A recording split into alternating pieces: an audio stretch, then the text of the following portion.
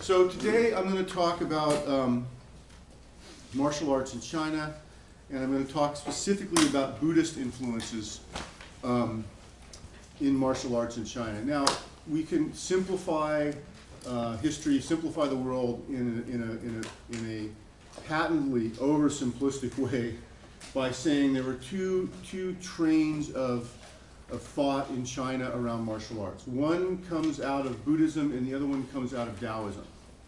And by Taoism I also mean stuff that was native to China, native shamanism, things like this, which then later on evolved into things like Buddhism and Confucianism that we're going to talk about later. So if we were doing these lectures strictly by timeline, we would actually do the lecture on Taoism first, because that one actually probably extends back in China much further than the Buddhist influences. The Buddhist influences come with Buddhism as Buddhism is imported into China from India. Buddhism comes to China, and with it come martial arts influences, including possibly martial arts from India. And I'll talk to you a little bit about that today.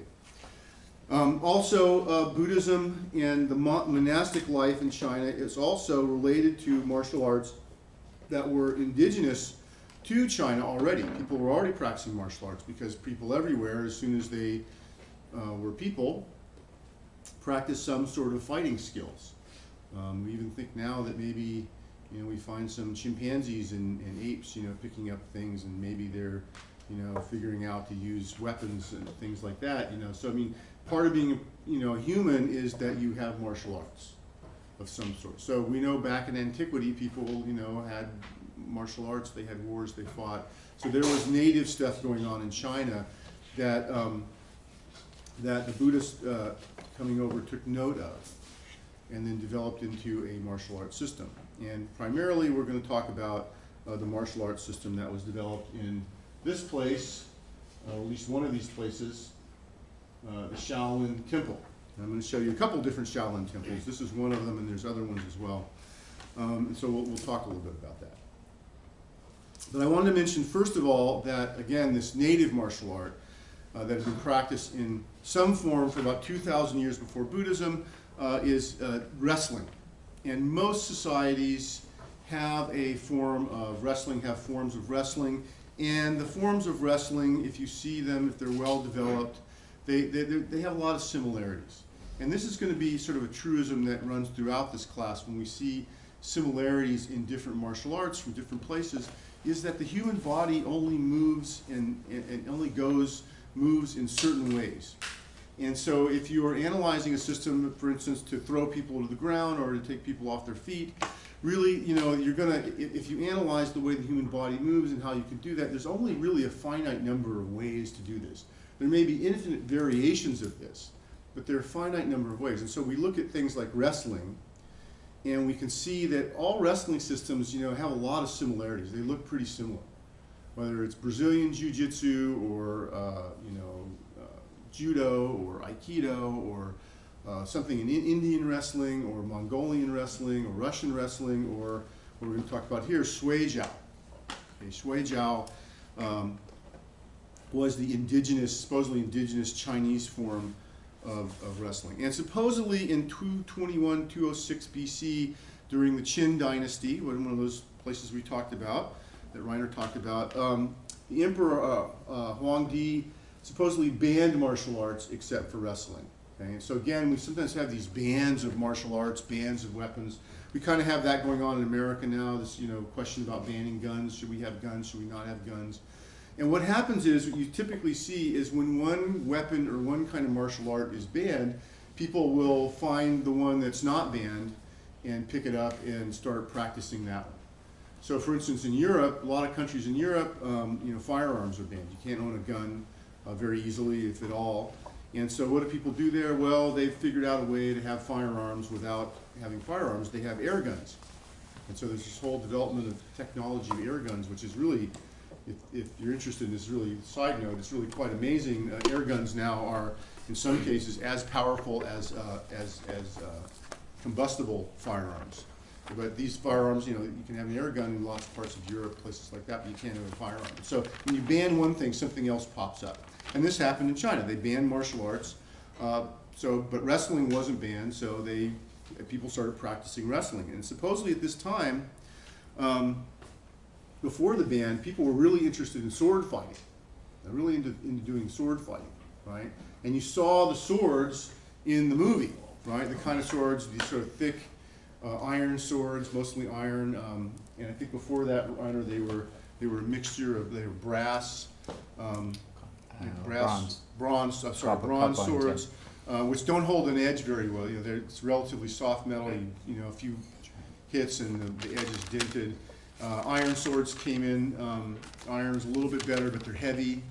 And of course, later on, that gets supplanted by steel swords, right? Steel, and then if you have modern time, you have spring steel, right, which is very flexible and very strong. It holds an edge fairly well. That comes later. But you ban the swords, people are doing sword fighting, so they stop doing sword fighting, they pick up wrestling. And there's even records of one tournament of 3,000 men who fought with swords over a period of a couple of days. So they even had tournaments with swords. And I'm going to talk to you about the sword being especially this type of sword, not being as much a war weapon, but much more of a dueling weapon. Okay. Again, unlike the movie, you saw those bigger swords, the big thicker ones. Those are actually, you go out in the war and you hack and hew, and you have those kind. And then later on, the sword gets refined and becomes more of a dueling weapon, and I'll talk to you about that. You also have these kind of swords. These are sabers, and these are more like the war type of swords. And so even though the ones you saw in the movie had double-edged blades, they're used very similarly to this. They're hacking at things, right? Stabbing and hacking at things. Yeah, when you're riding on horseback and you're just hacking people down below, that's pretty typical.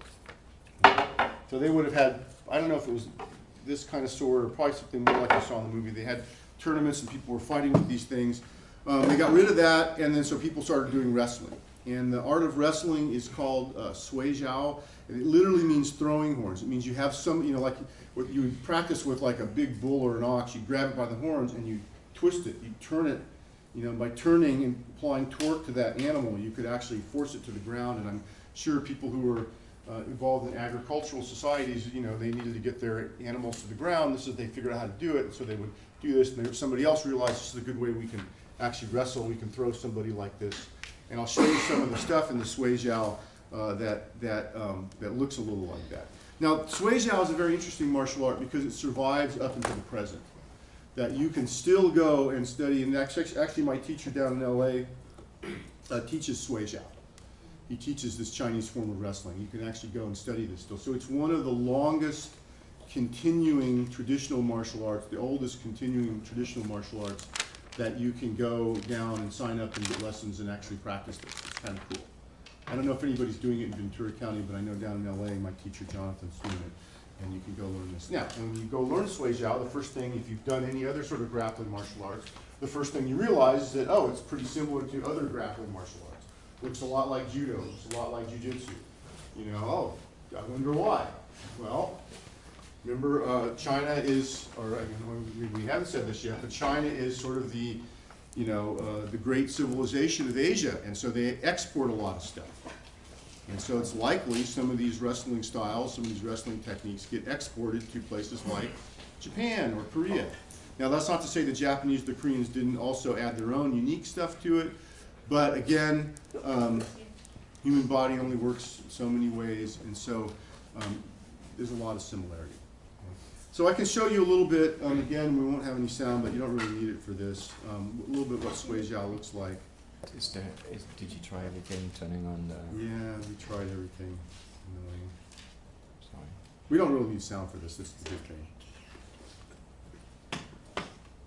Notice there's hitting in this.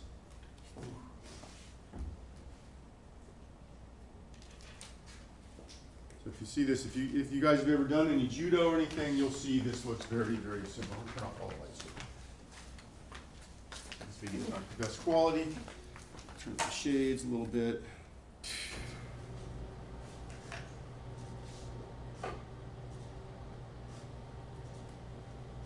Very interesting style. Now the problem with, I want to mention a little problem with I'm going to show you guys a lot of examples of martial arts, supposedly ancient martial arts. But you also have to realize that, over time, things get added and modernized. So I can't really tell you that anything we're going to be seeing, on any of the martial arts we're going to be looking at this semester, that that these are exactly like. Well, somebody did this to me once. Good way to pull a groin muscle. That these martial arts are exactly how they were practiced back in the old day. Because, of course, over time, there's influences. People practice other martial arts, and they come and they do a different style, and they bring stuff to it. So nothing is pure. So I just want to put that out there. I want to make sure that you realize that. Okay. This may be how people back in ancient China practiced Sui Jiao. The techniques may have been modified since then. Okay. Where I see the modification clearly, I will tell you I think there's been some modernization going on here. Okay? Let's look a couple of this. That's been done a couple times. That's a good move, by the way. Yeah. If you do that in a tournament, you will be disqualified. Why? It's not allowed because you're going to stretch the guy's groin out. It's dangerous. You're going to destroy the muscle. Yeah, it's very dangerous. All right. So I'll show you a little of this, and I've got some other examples of this as well here. Now, let's see what this one is. This is like the old school guide. So you can see here is more like continuous thing. This looks a little bit more like, this is a little more Aikido-like. We're going to talk about Aikido later on, but it's much more flowing and smooth. Leg sweeps, very Judo-like.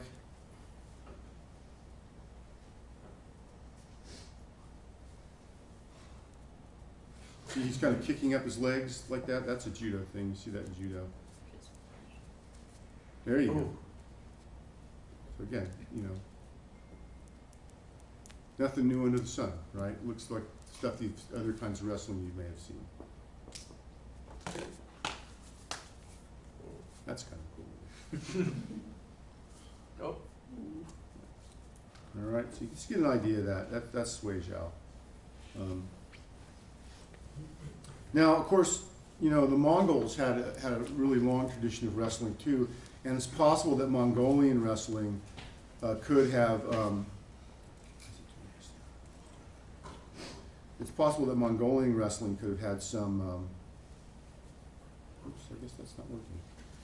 Some influence on Sui Jiao as well. I thought I had some Mongolian wrestling here for you, but apparently it's not. No. Anyway. That's a very unflattering painting.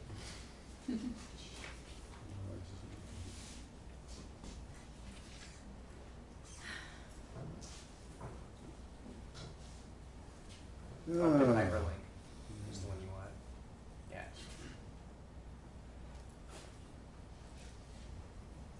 So again, the Mongols still have big wrestling tournaments, and you can see similar kind of moves there, right? Ouch.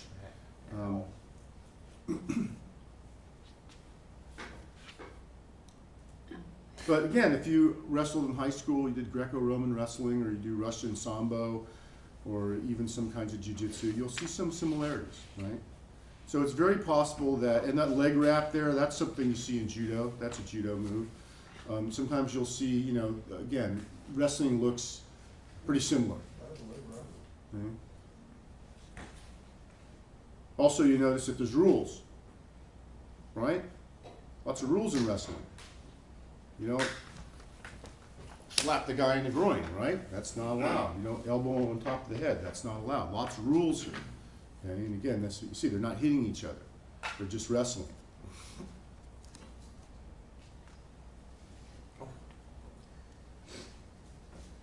Trying to learn how to do that one. That leg wrap takedown is a really cool one. Still working on that. All right. All right. So you see these, give you an idea here. Now, a general back in the 1500s, a Chinese general made a statement which I think applies somewhat to this and something we should be thinking about. Unarmed combat would not seem to be preparation for war, but the study of unarmed combat makes your body used to action, so in fact it is the basis for all further training. In other words, you don't do this kind of wrestling So you go out in a war, in a battle, and start wrestling people. You would never do that, right?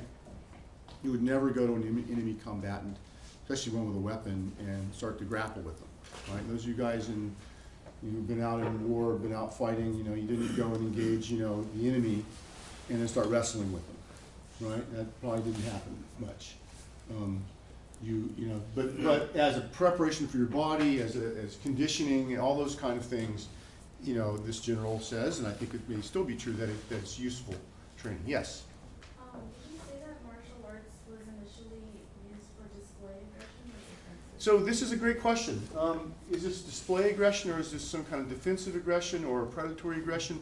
It's probably a combination of all those things. So remember what I was telling you, that once we start getting humans involved and we mix it up a little bit, that it really starts to, these things become less clear. Now, when you're seeing a tournament, like a martial arts tournament, where there's rules involved and things like that, then, that is probably more like display aggression, right?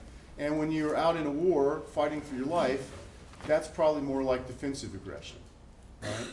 Or predatory aggression. You're going out and fighting because you want to take something from somebody. That may be predatory aggression. But in reality, there's a mixture of these things. Okay? There's a mixture of these things. And again, one way we can look at martial arts is to see what do you think the mixture is of a specific kind of martial art. Okay? And it doesn't mean that any one is better than any other martial art. It just means that all martial arts have an ideal context that they're done in. Okay? They have an ideal context that they're done in. And environmental pressures from the outside, government bans of things, all these kind of things can shape the context.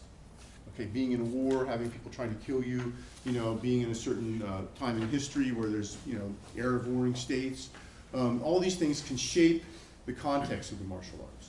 Sometimes the context is purely invented, and sometimes it is, mostly due to environmental things outside, a person's control. Okay, we're going to see that. So again, I want you to be thinking about martial arts in the terms of context. There are no bad martial arts. There are only martial arts that are out of context. Okay? Out of context.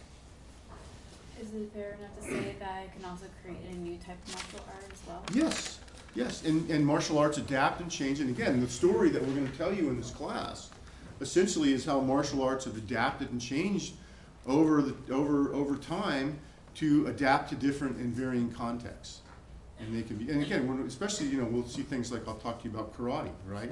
Karate is a great example of a martial art that was developed to be almost purely defensive, and later on became purely display aggression, purely tournament sport.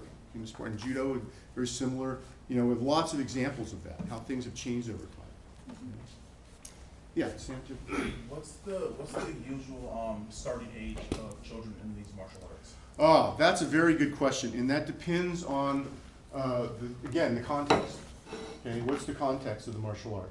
Are you a kid in a war-torn area, and so when you're 12 years old, they hand you an M16 and say, go out there and fight because otherwise our village is going to be overrun? Or is this a sport thing that you do while you're in school, and so when you're in 8th grade, they have a class in wrestling, and you decide you want to become a wrestler so you can compete in the school tournaments? It really depends. Typically, you don't really start training children when they're super young, like 5 and under. Really what you do with kids 5 and under, this is still true, is that you sort of just give them sort of exercises, conditioning. You make it fun. You're almost like prepping them for the actual martial arts training to come later. Now the difference is, and we see this in some of the Chinese martial arts, that require extreme flexibility. You start the kids when they're young. They're pretty young, where their bodies are still flexible. And so by the time they're adults and their bodies, the cement is starting to harden, they've already got a lot of flexibility going on. I'll show you some examples of that. Okay? Yes? Would it be common to teach the part of martial arts to kill someone? Common, it again depends on context, right? The Venturans are going to come down here and raid our village out here in Channel Islands, and they're coming with spears and very sharp knives, and they're super mean. They all take meth, and they want what we have down here. We've got really nice lemons. They want to come down and pick our lemons, and so they're coming down here. Well, I'm not going to teach you Sui Jiao, wrestling. That's not going to be very useful. More likely, They're on motorcycles, by the way.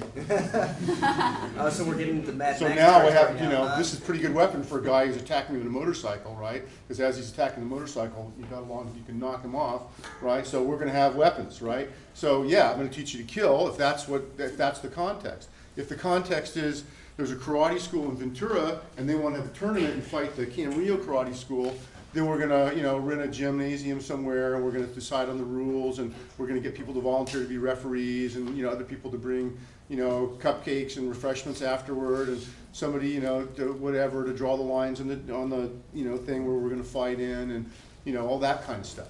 And so that's a different context and we would teach people to kill. Okay, what the problem is in martial arts is I'm gonna do something in a sporting context, but I'm going to tell you that it'll kill somebody. That's where the confusion comes.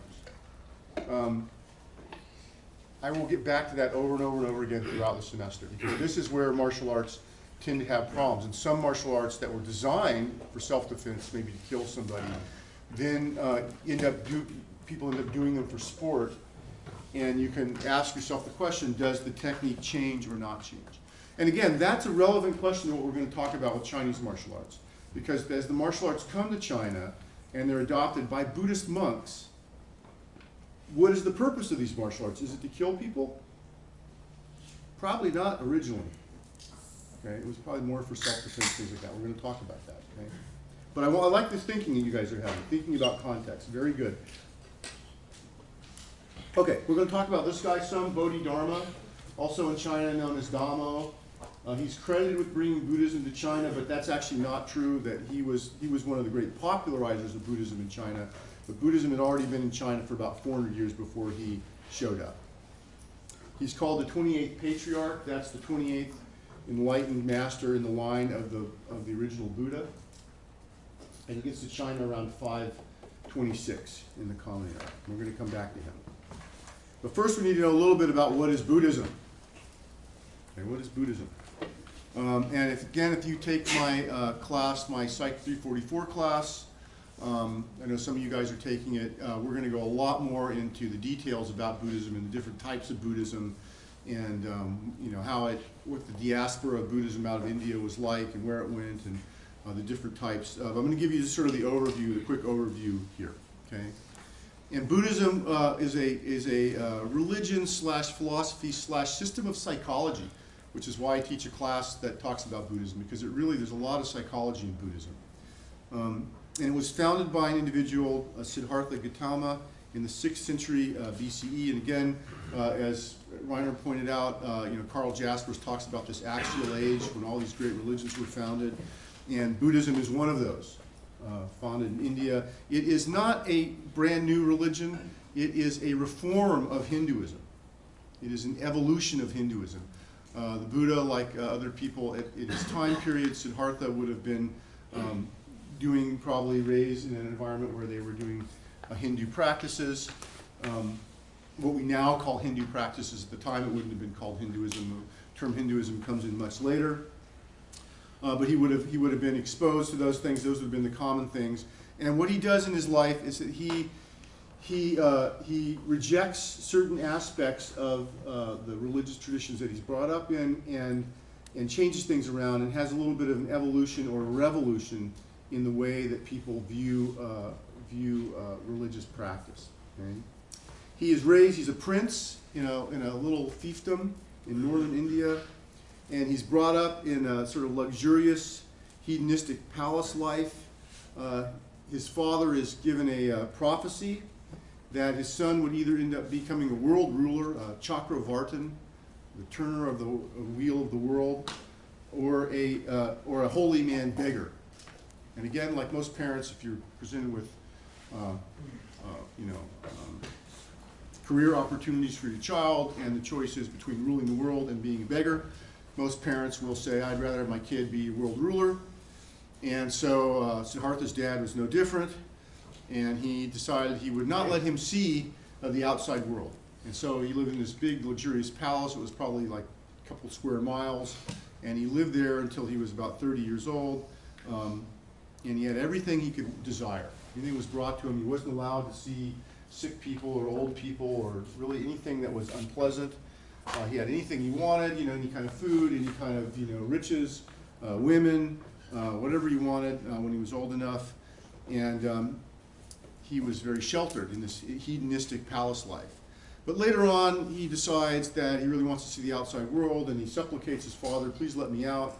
And he goes out, and I'm going to shorten the story quite a bit, and he goes out 4 times, and in the 4 times he leaves the palace, he comes into contact with a couple things. First of all, old age, sickness, and death. He experiences these things, and these are blow his mind, like, what are these things? What do you mean? People are all going to die? People are going to get sick, they're going to get old, this is horrible. And then the last time he goes out, he sees a religious man, a holy man, what we might now call a sadhu, a religious ascetic, a guy who walks around with a bowl and a stick, and he just begs for his living, and he just practices meditation all day. And the light bulb goes off on Siddhartha's head, bing, that's what I want to do. And so he leaves the palace life, he leaves the hedonistic life, and he goes off and becomes a wandering sadhu. Okay? And he suffers through, he does very extreme forms of meditation, and because he's the Buddha to be, he's very good at this. He masters meditation techniques really quickly. He has 2 main gurus. He quickly becomes more adept than they are, and he goes off into the woods to practice very extreme forms of hardship and meditation. Things like burying himself up into the sand to his neck, eating a grain of rice for a week, and spending the entire time in meditation, these kind of things. And you'll see some of these pictures of him. I don't think I brought one here. Pictures of him during this time where he's, statues where he's gaunt, he's like, you know, he's starving himself to death. And he does this for about 6 years, and he is, sorry about that, he is at one point just very close to dying. He's almost starved himself to death. And he's sitting there practicing out in the woods, and a beautiful young girl whose name is Sujata comes across him and takes pity on him. It's like, oh my gosh, this ascetic holy man, he's going to die from these practices he's doing. And she goes up to him and she begs him. She says, please, please, please, won't you eat something? Don't die. And the Buddha is moved, and he has a sudden realization, well, all this hardship, all these things, this heavy-duty life, this is not working. All these heavy-duty meditation practices, these, you know, scourging the body to free the mind kind of practices, this isn't working. I'm not becoming enlightened.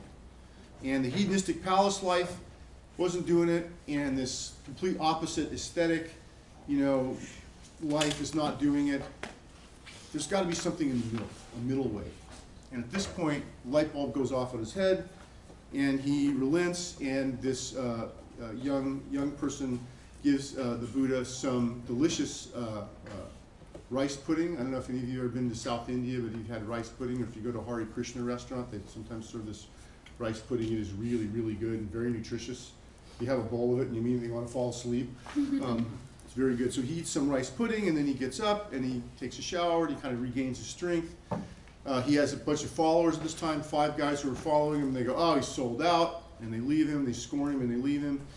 And he decides that he is going to get enlightened. He's really serious about it now. He's going to follow this middle way. And he settles under a Bodhi tree. A Bodhi tree is very similar to the ficus trees we have around here. You guys know ficus trees? It's very similar. It's called the Ficus religiosa. It's a different species, but it's very similar. Sits under this ficus tree in a place called Bodhgaya in northern India, where you can still go. And there's still a tree there, which supposedly is a cutting from the original tree, because the Muslims came down later and cut down the original ones. But supposedly there's a cutting of the original tree. It's still there. You will not find any Indian people there. You will find Tibetans, because they're the only Buddhists in India. I'll get to that later. Buddhism gets driven out of India later. So the only Buddhists in India really now are Tibetans, which came back when they were driven out of China, or what is now China. They were driven out of their home country of Tibet when it was invaded and taken over by the Chinese. So you find some Tibetan Buddhists there. But the tree's still there. You can still go there. And the Buddha sits down under this tree, and he vows not to leave his meditation until he reaches enlightenment. And after a number of trials, things going on, and a number of levels of sort of awareness, gaining levels of awareness, he reaches enlightenment. And then he goes out for the next 80 years, and he teaches this middle way, which it becomes known as Buddhism. And the main teachings of Buddhism are 2 things. There's 2 things that are common to all schools of Buddhism. And these are the 4 Noble Truths and the Eightfold Path. And again, if you take my other class, I will go into a lot of detail about these. I'll just go over them briefly here for the sake of time. Four Noble Truths. And again, these are all things that you're not asked to just believe on faith, but you can actually test for yourself. This is the things I like about Buddhism. It is a observation-based, almost scientific philosophy. And the first noble truth is the existence of impermanence, that nothing lasts forever.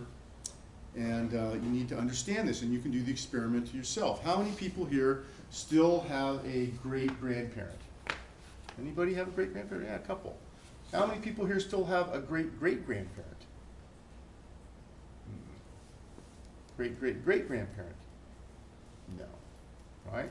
So one thing you can find out, you can figure out for yourself, is that people are impermanent. We're all born, we all live, and at some point, even though it's an unpleasant thing to say, especially this early in the morning, we're all going to die. And if you look around you, you will not see much in the way of anything that contradicts that. Because the people in your family who are older, who've been around for maybe more than 100 years, are all dead. Right? I mean, there's a couple people who lived 120, so there was a lady in France or something, and a couple Japanese people lived 120. Supposedly there's a Chinese guy who's lived for 250 years, but that hasn't been scientifically evaluated. But even he, after a while, kicked off, right? Yes?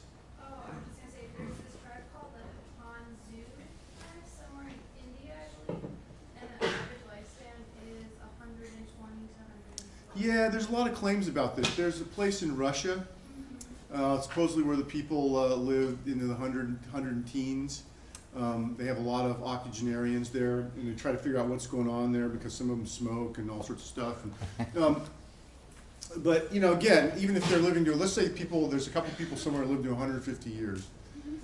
You're not going to find anybody who's living to 200 years or 300 years, right? Which, you know, in the span of things is a really short amount of time. 100 years is a really short amount of time, if you think about it.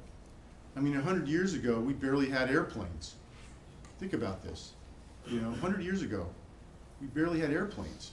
You know, the first airplanes were being invented, and people were getting in them, crashing, and, you know, I mean, you know, and think, now airplanes are ubiquitous, right? It's a very short amount of time. You know, our lifespans are a very short amount of time. So again, this is an experiment. You know, the first noble truth is an experiment you can do for yourself. Find something that is impermanent. Find something that is not changing. And something, by the way, that's not from your imagination. Because it's easy to say, you know, there's a supernatural being that lasts forever, that's always been there forever, but that's not something you can empirically, scientifically validate. That's just a belief. Okay? So find something that is impermanent. And if you look around, you will find that nothing is really impermanent. Even a rock, you know, well, that rock, even over maybe 1,000,000 years, it has a longer time span where it doesn't change, but it still changes at some point. And it came from molten lava, and then later on it's going to be ground down into sand. You know, it also changes. If you look around the world, look around your own life, you will see that everything is changing all the time. Nothing lasts forever. There's nothing that's permanent. Okay, it's an unpleasant truth, but again, this is one you can do as an experiment for yourself. Okay? Second noble truth, that we suffer because we crave some sort of sensory stimulation. We crave existence. We're attached to our own permanence. We want to be permanent, and so we fool ourselves. We have a fundamental misperception, psychological misperception of reality.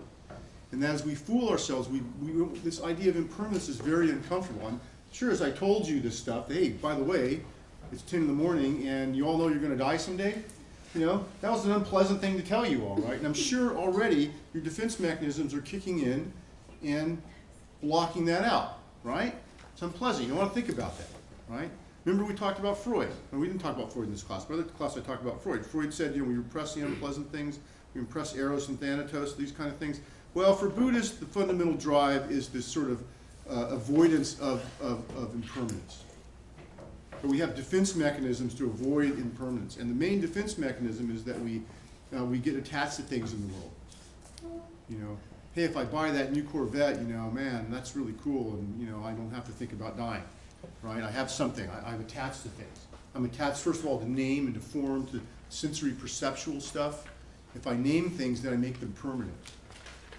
If I sense things, then they must be permanent. We fool ourselves. It's a fundamental way that we fool ourselves as human beings. And again, you can do an experiment about this too. Okay? That's the second noble truth. The third noble truth is that there's a way that we can end this suffering. We can end the craving. We can reverse this psychological misperception. Okay? And then we can come to grips with this idea of impermanence. That we can realize things are impermanent. We come to grips with it.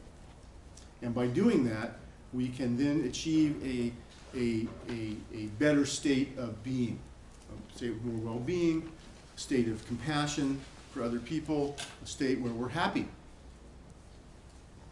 And to do that, it's possible.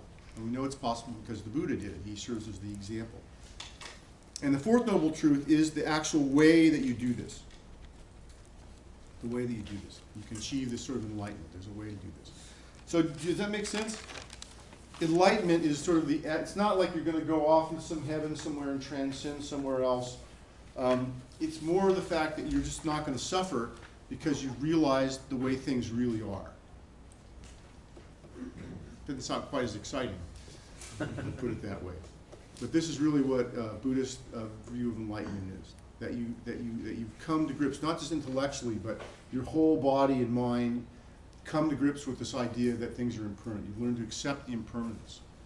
And then you undo this need then to go out and become addicted to things that you're going to lose at some point, right? And we all think about this. Well, we have parents that we love. We have maybe romantic partners that we love. We have children that we love. And we're very attached to them. And it's very hard to think that they're going to die someday. You know, and so when they die or when they're gone from us, that creates suffering. Right? We suffer because of that. We suffer when we lose things. The impermanence causes us suffering because we fooled ourselves into thinking that impermanence isn't real. But the exact opposite is true. Impermanence is real, and permanence is not real. Okay? So how do we come to this realization? Well, the Buddha laid it out in the fourth noble truth, which is the middle way or the eightfold path. I'll talk to you a little bit about that. And the eightfold path is pretty simple. And, you know, the idea is originally that this was going to be it's not something immediately you're going to get, but it's going to be a gradual thing. You really have to make lifestyle choices with the Eightfold Path, and you have to do some forms of mental exercise, which would come down to us as something that we call meditation. I'm going to show you where the martial arts fits into this as well.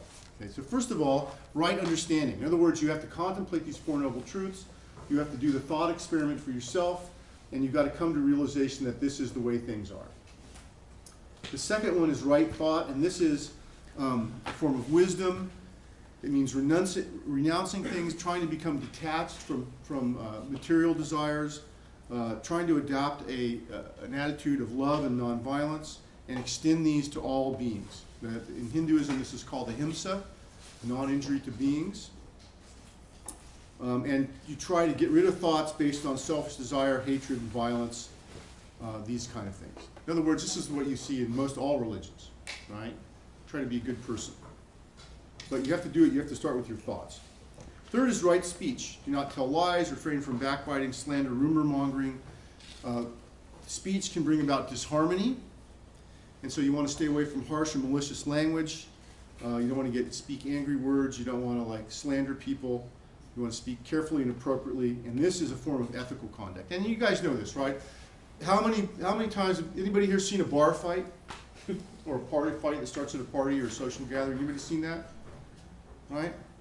Usually what happens isn't that two people come together and just one guy's just walking by the other one just out of the blue, wham, or just punching the guy, right? Usually what happens, people blah blah blah, blah blah blah, blah blah blah, blah blah blah, blah blah blah blah blah, and they start fighting, right? Usually it's the words lead up to the fighting. Okay? The words lead up to the drama. So for Buddhists, right speech means you don't speak that way. Okay? Right action. And these are sort of the 5 commandments of Buddhism. Okay, Christianity has 10. Buddhism boils these down to 5. Don't kill. Don't steal. Being honest. Have appropriate sexual relationships. Don't ban sex, but you have appropriate sexual relationships in a responsible way where you don't hurt other people. Don't kill, don't steal. Appropriate sexual relationships. Again, right speech, don't slander, speak lies. And the last one is don't get high. Don't get drunk or high. Because what happens when you're getting at the bar? Why do those guys start blah, blah, blah, blah, because they've been drinking, you know? And then it causes drama and fights. You've got to get rid of that. So no getting high. Okay? Right livelihood. Don't make a profit from harming others. In other words, if you're a Buddhist, you probably would want to think twice about becoming an international arms dealer, or a crystal meth dealer, or a shrimp fisherman, or a chemical company executive. However, if you go to Buddhist countries, you'll find plenty of people who work as fishermen and they have jobs. There's no Pope or Buddhist hierarchy that tells you what you can't do. You've got to just figure this out for yourself. You shouldn't be killing beings, even bugs and shrimps and things like that. That creates bad karma. Again, if you take my other class, I'll talk to you about karma. That's not going to be good for getting enlightened. Okay? But you have to make the decision about it. And again, we're going to see lots of kind of weird exceptions to this, such as Shaolin monks who hire themselves out as mercenaries, who are Buddhist monks. That's weird, right? But, you know, in general, try to have right livelihood, right effort. You have to be persistent in preventing evil and unharmonious states of mind. You've got to watch your thoughts. I liken this one to cognitive behavioral therapy. You've got to be aware of your negative tape loops, thought tape loops, and try to replace those with positive thought tape loops. And you got to make an effort at this, a mental effort. And so again, this is kind of a form of meditation, one of the beginning forms of meditation. Make an effort to watch your thoughts. Yes? So Buddhism is basically about having good morality rather than believing in a certain deity? Yes. The morality stems, however, from these things. The morality stems from the fact that if you do things that create lots of drama, then what happens is you get more caught up in fooling yourself that things are permanent. So by reducing the drama around, you're more able to see things as they really are, which is impermanent. Okay? So that's where the morality comes from. The morality comes from that principle. It's not imposed by God or something. Even though in some forms of Buddhism there's lots of gods and goddesses, Tibetan Buddhism. In Buddhism, fundamentally those gods and goddesses to some degree can be thought of as mental projections. Like a Jungian archetype. If you know about Jung, you take my other class, I'll talk about that. Okay? So my other class, I will talk about all these kinds of things. You're welcome to come on Friday morning and listen. I'll go into a lot of detail about that. The next one is right mindfulness, attentiveness, and this is being aware of what you are doing. Your mind and your body, okay, and being really, really aware, being in the moment, being aware. This is where you really see some similarity to martial arts practice, because martial arts are really good for this mindfulness. Okay? Actually, the last two, martial arts, can really help with this. Okay? You really be right in the moment, not just an intellectual fantasy that you're making up, but right in the moment, doing something, coordinated with your body and mind. And this can help you to become detached from these cravings for things, craving for permanence. And the last one, right concentration. This is a type of meditation, again, where you are basically just concentrating. But you're concentrating by letting your mind, in a way, not run off and have like monkey mind, like thoughts and chatter. You really let all that stuff sort of calm down. One of the metaphors that a Buddhist teacher used is like you take a glass of muddy water and you swirl it around, you see all the mud, and the glass is really opaque, you can't see through it. Right concentration and right mindfulness together are like letting all that stuff, all the mud, you let the water calm down, and then all the mud sinks to the bottom, and then the water becomes crystal clear. And so that's the metaphor for your mind becoming clear and seeing things as they really are. It's just, again, these meditation techniques can allow for that. And again, these are related to martial arts practice. That you can use martial arts practice to do these kind of things, or even more likely, you can do martial arts practice to support these types of meditation. Because even though they sound easy, they're not easy to do. And martial arts practices, bringing your body and mind together, in harmony, can really help when you do these things. So a lot of times martial arts practices is used to to help prepare for these things. And this is what we're going to see in the Shaolin temple. Questions about these? Now you can group these Eightfold Path into three categories: wisdom, ethical conduct, and mental development. And oftentimes in Buddhist countries, you'll see this symbol, and this is this Buddhist wheel with 8 spokes, and this is the representation of the Eightfold Path. And they use this a lot because what? People weren't literate, so they have a symbol here, and that people could, even the sort of lay people, regular people who weren't literate, could see this and understand.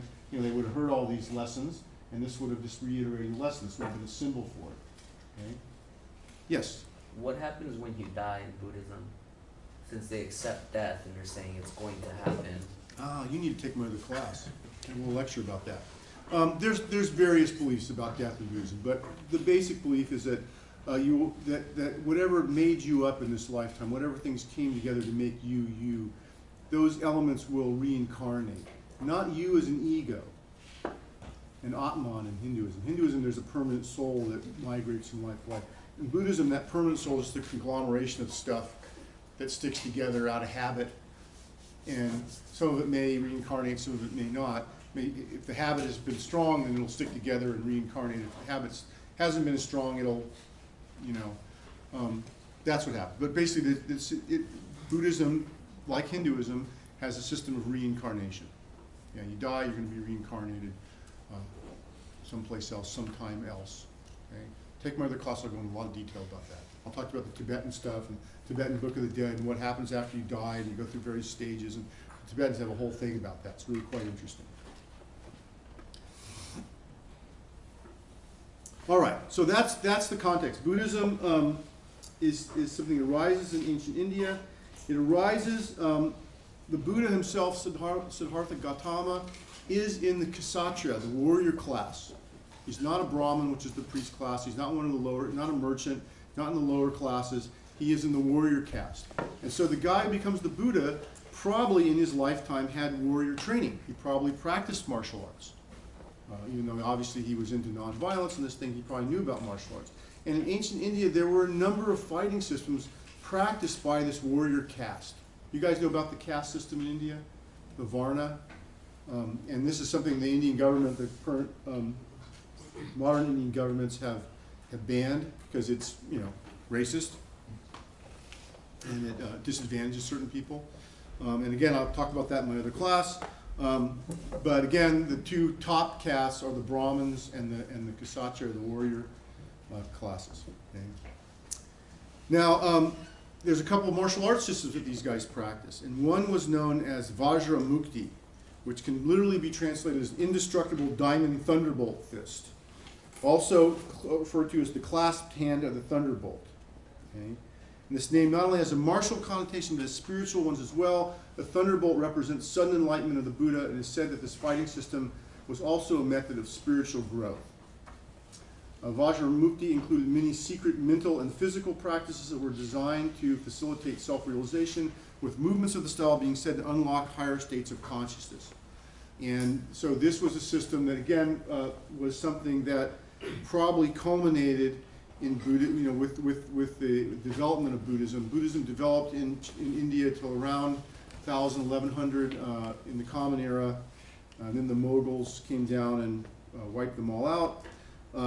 But that system of Buddhism was then taken to Tibet. Before it was wiped out, it was the culmination of Buddhism of this time of people practicing Buddhism in India was taken to Tibet almost in its entirety. And so these things, some of these things survived in Tibet, and some people believe that this Vajramukti system survived in Tibet and became, was practiced by the Tibetans and is still a form of martial arts that is known by the Tibetans and practiced by the Tibetans. And so this is it. And by the way, this is a picture of one of the incarnations of Vishnu. I think it's Vishnu or Shiva, I can't remember. And where there's a story where there's a demon, and said he can never not be killed by a human. And so Vishnu takes on his form as a lion, and he's able to rip the guy apart. You'll notice here, what's interesting for our class is a bunch of these ancient weapons. So this is an ancient Indian weapon, and it had like, it's like a mace that you see in the West, except that around the edges of this would be a sharp blade around the edge of this. And this was used, very interesting. And you'll also see some other stuff, not in this picture, but you see down here, you can't see very well, there's a sword here. And so again, we had some of these weapons, ancient Indian weapons. There's a bow over here, bow and arrow. So these are some of the things that we knew they had back in the day. Okay. Now let's take a look at this Vajramukti style.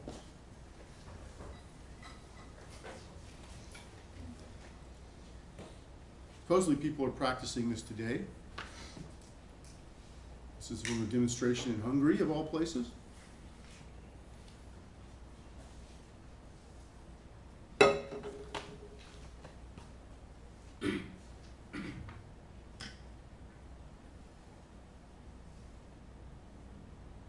Yeah, unfortunately you can't hear the yelling.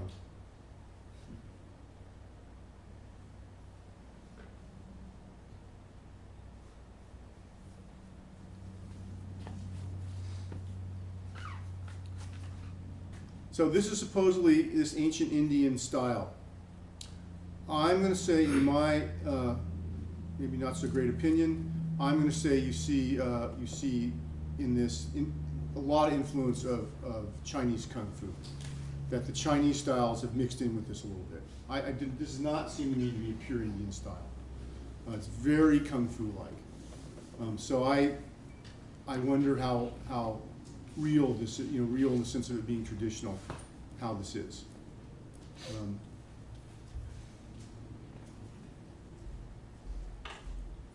So I want you to look at this. I'm going to show you some other Indian styles in a minute, and you can tell me whether you think, what you think of this. It looks very Kung Fu-like to me. But I don't know. Again, this is supposedly where Kung Fu came from, so maybe it is traditional.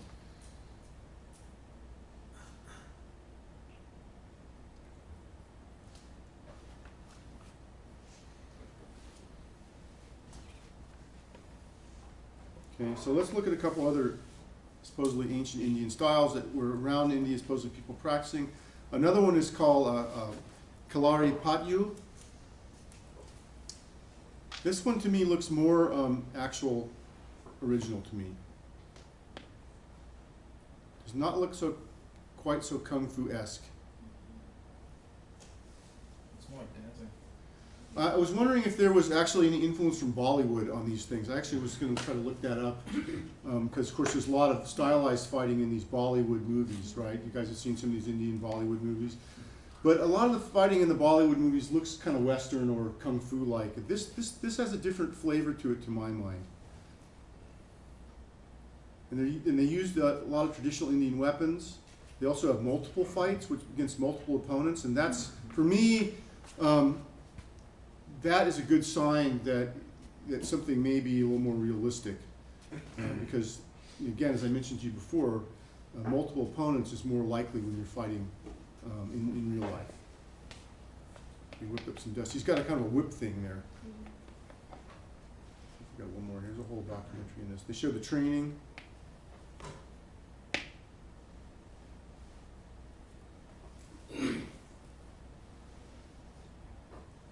That's kind of interesting. Again, they start them out as kids. There's wrestling going along with this. They train the kids pretty early. These guys talking about this. Anyway, this is an interesting. They have a system of massage to toughen the body up. So this one to me seems like this one may be more realistic. I don't know. And there's a couple schools of this Kalari Patyu.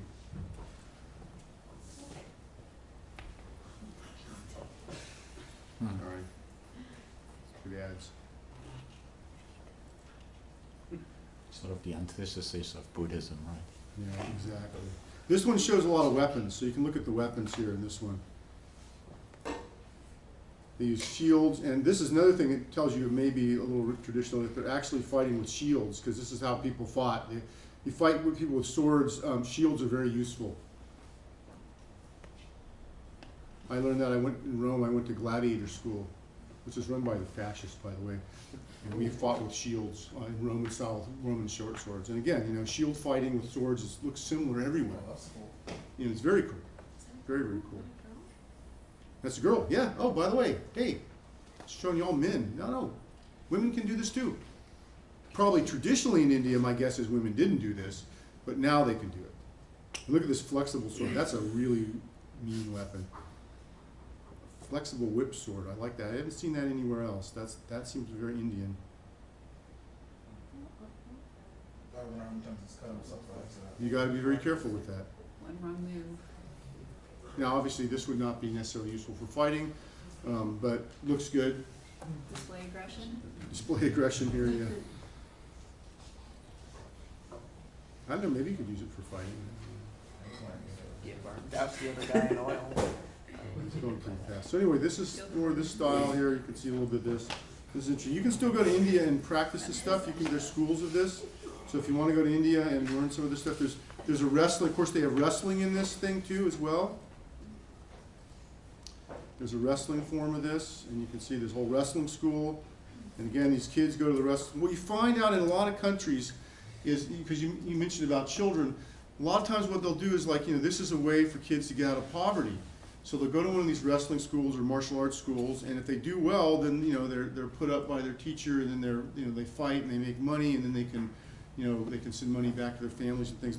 We'll talk a lot about this when we talk about Thai boxing, because the Thai boxing system is very much like this, where the kids come from. But this is one of these wrestling schools in India, and this is the guru guy who teaches them, and they do a lot of conditioning, and they live at the school, and the teacher's complaining that they're really lazy. And then they practice, and then you can see the conditions here. This is a dirt floor. And if you look at this wrestling, you'll see it looks a lot like other kinds of wrestling. It looks like the Mongolian. Very similar to Mongolian, Greco-Roman, and a little bit of similar to Sui Jiao. I think they'll do some throws in a minute. Is there a reason why just for sure? It's hot. And then, you know, also you don't want to clothes that people can grab onto. Anybody here done judo or jujitsu? You know about like doing the gi chokes, right? You get the gi and you choke the guy with the clothes. Wow, hurts, right? So can't do it with these guys. You know, and then, you know, before a fight you can grease them up. You know, sometimes some traditions they grease them up so they're hard to get a hold of. That's usually frowned upon. Yeah. And again, a lot of conditioning going on here. Now, obviously, you saw the barbells there. There's some modern things going on here. How much of this is absolutely traditional, how much of this has been gleaned from other types of wrestling over the years, I don't know. But theoretically, this is supposed to be a traditional Indian wrestling school, which have been related to that Kalari style. But it looks like wrestling, right? It's pretty much like wrestling.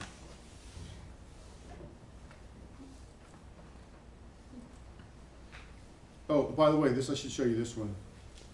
This is the Russian version. So this is pretty funny.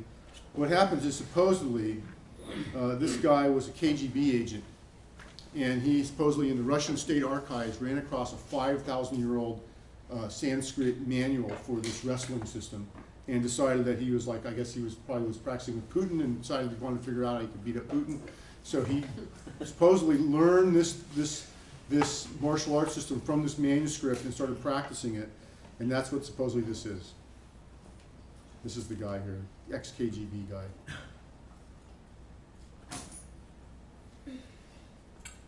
So there's the manuscript supposedly. And of course, I think there's a Nazi, you know, they confiscated it from the Nazis or something. You know, there's a Nazi tie-in here somewhere, of course. You know, but he's now teaching this. This is writing from Sanskrit, you know, here they go. You can see them practicing this. And this system, I think, has hits in it. So some of the grappling systems you're allowed to hit and some you're not allowed to hit. And of course, you know, Russia also has its own style of kind of jiu-jitsu wrestling, sambo. You guys know about sambo? Sambo is like Brazilian jiu-jitsu, except you also do a lot of elbows into pressure points and it's very, very painful. You can hit in Sambo too, I think. Right? Traditional sambo you can hit, yeah. Not when you do it here. They won't let you do it here because Brazilian jiu-jitsu rules. But yes, traditionally you can hit, and you hit these pressure points and it hurts like holy hell. They do a lot of leg locks A lot of leg locks, yeah. And so you can see this also looks a lot like Sambo. But supposedly he learned this from, and this is like right out of judo, what he's doing here. But again, human body only works in so many ways. This, right out of judo, right out of Sui Jiao. But again, this is the idea here. So supposedly this guy.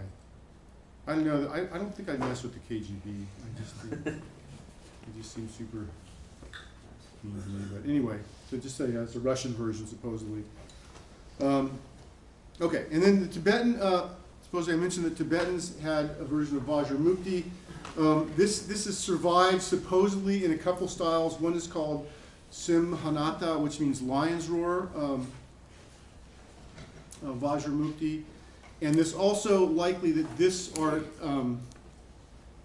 was the direct predecessor to what's now called the Tibetan white crane kung fu style, or sometimes called Lama Pai, Lama style. Lama is the Tibetan Buddhist teacher, right? The Dalai Lama. Lama, actually the literal translation of Lama means great mother, of all things. So they're supposed to be very motherly, these monks are supposed to be very motherly. But the Lama Pai, or sometimes just called Lama Kung Fu. And this is still around. You can find people who practice this. Again, it looks very similar to a lot of other Kung Fu because a lot of other Kung Fu has a lot of white crane stuff in it. So again, how much of this has been popularized or changed around, but you'll see the style. Notice the really long movements here. This is what's interesting about this style. Really long movements. What do you think the context for fighting this way is? Really long style. Where would they have been fighting? Who would they have been fighting? Groups of people. Well, yeah, theoretically everybody's fighting groups of people. Like Mongols and plains. Yeah, they're up on the tundra in Tibet, in Mongolia, these wide open fields. There's lots of room to do these big movements. And so the style develops on these big movements, and they use long-range weapons like spears. You don't see a little short sword, right? You got a big long spear. And then you got your dueling sword like this one, but look, the movements are really big and long, right? When I show you the spear, when I show you the sword, for instance, I'm going to show you much tighter movements, little movements. These are really big, long movements, right? Because again, the context is who you're fighting. There's probably guys on horseback, not big horses, probably little Mongolian ponies that Dr. Corbett's going to talk to you about. But you're in a big, wide open space. There's not a bunch of trees to get in the way of swinging your arms around, right? And so this is a kind of interesting style this way. And it's possible the people who were practicing this were bigger and taller and longer than the people in other places. I don't know that for a fact, but if you look at Tibetans, many Tibetans are fairly, comparatively fairly tall people. Now, again, a lot of this looks like Kung Fu, just any regular Kung Fu. The difference is that a lot of regular Kung Fu has a lot of short movements built into it. So these are almost all long movements, and these are mimicking the crane. So the idea is at some point somebody saw an ape and a crane fighting with each other, and they said, oh, these crane movements, the crane is beating this big ape and it's really strong with these more subtle movements with the arms, and then was able to, to do it. And so that will copy that, right? So again, this is sort of the first style where they actually took inspiration from the animal world. We're going to see lots more of that later. So let me show you a little bit of this. I haven't practiced much of this. I know a little bit about it, but I can show. I need to volunteer somebody. You want to volunteer? Come on, volunteer. That's good. So especially because you're shorter than me, this will work out really well. So do you know anything about fighting? You've seen guys fight like this, right? So let's say you're going to fight with me. You're going to punch me in the face. So just punch me in the face, right? So what I would do, you normally see, come over here. You see Thai boxing or whatever, like she punches me, I'm gonna here, I'm gonna do this kind of stuff in here, this kind of thing, right? White crane style is very different. First of all, before she punches me, I may be like this, right? I may be a big, long stance. I don't have to worry about smashing into things out on the plane right here. So the context is, oh, there's not stuff in my way, I don't have to worry about that. I'm out in the middle of nowhere. There's nothing around, right? There's miles of tundra all around me. I don't have to worry about that stuff. So I got lots of room. That's the first thing. So she punches me. She's going to punch me. I'm going to probably hit her like this. Here. Right? Now notice the advantage I have? Arms are longer. My hands are longer. I'm using the entire reach of my, even if her hand was longer, right? I'm using the entire reach of my body to get to her. And then I would come here, right? Like this. These big lineal motions, right? This is the crane style, or I'd come like this. Here, right? So you can move your hand out. If I come here like this, I'm using entire reach, so my arms are pretty extended here, right? And again, here, that kind of stuff, right? So that's what it looks like. Okay. We'll demonstrate the kicking step. Same thing with the kicking step. Kicks, you know, sweep the kicks. You have lots of room, so you use room. This is a long distance fighting style because the context is in a place where long distance is very helpful. Or say she's on a horse, right? Knock her off the horse, right? That kind of thing. This is an interesting style. I'll sometimes, just because I get bored when I'm fighting karate guys for practice, I'll sometimes use these movements fighting karate guys in practice. And it's very interesting because nobody does this. Nobody fights like this. It's really weird. People don't know what to expect, you know, so it's very strange. On the other hand, if you're fighting in a confined space, it really leaves you open. And if somebody gets inside your distance, it can come up again, right? So you do the big long movement now. So make a big long movement, right? And now you're just going to swing that around, basking in the head, right?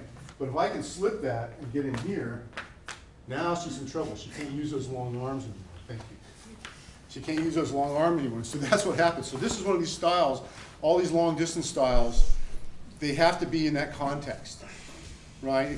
If somebody can work in and get inside it, then you're in real trouble. Especially if this is the only style you do, and you don't have any inside game, any up close game, you're in big trouble, right?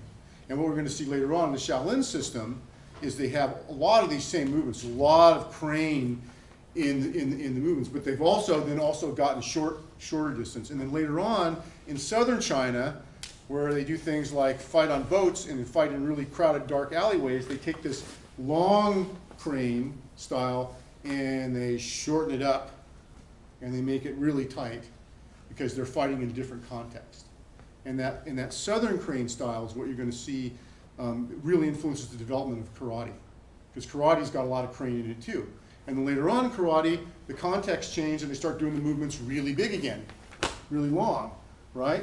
So it goes from long, short, long, depending on where it is and the context it's in. Some kinds of karate, not all karate goes long, some goes long. Okay? So just again, so it's supposedly derived from this Tibetan style, supposedly. All right. I'll let you take a break in a minute. And again, the crane and the ape fought, so you see that. Oh, this is so weird today. Stop it. Okay. Okay, so again, you can read about this, but again, the crane and the ape fight, and so they get the inspiration for the crane movements. Also, some of the sound, you know, they would make some sounds while doing this, which again, you know, comes down to us like, you know, the Japanese, you know, ki-ai, yeah, you know, yelling. These monks knew about this, and they also had a spiritual thing about this. They said the powerful quality was inspired by the Buddha's breath. You know, you make this powerful sound, and this would help your martial arts. Now, why would Tibetan monks need martial arts? Again, these are kind of monks, they're Buddhist monks. Why would they need martial arts? Well, yeah. Well, to defend themselves, Yeah. to be a target. They live in remote places. Tibet was a land that was infested with bandits. And for a while in Tibetan history, especially around the 800s or so, there was a lot of unrest. Monks were persecuted at certain times during that time period. People would come and attack the monasteries. Government forces would come and attack the monasteries. And so the monks developed this sort of stuff for self-defense.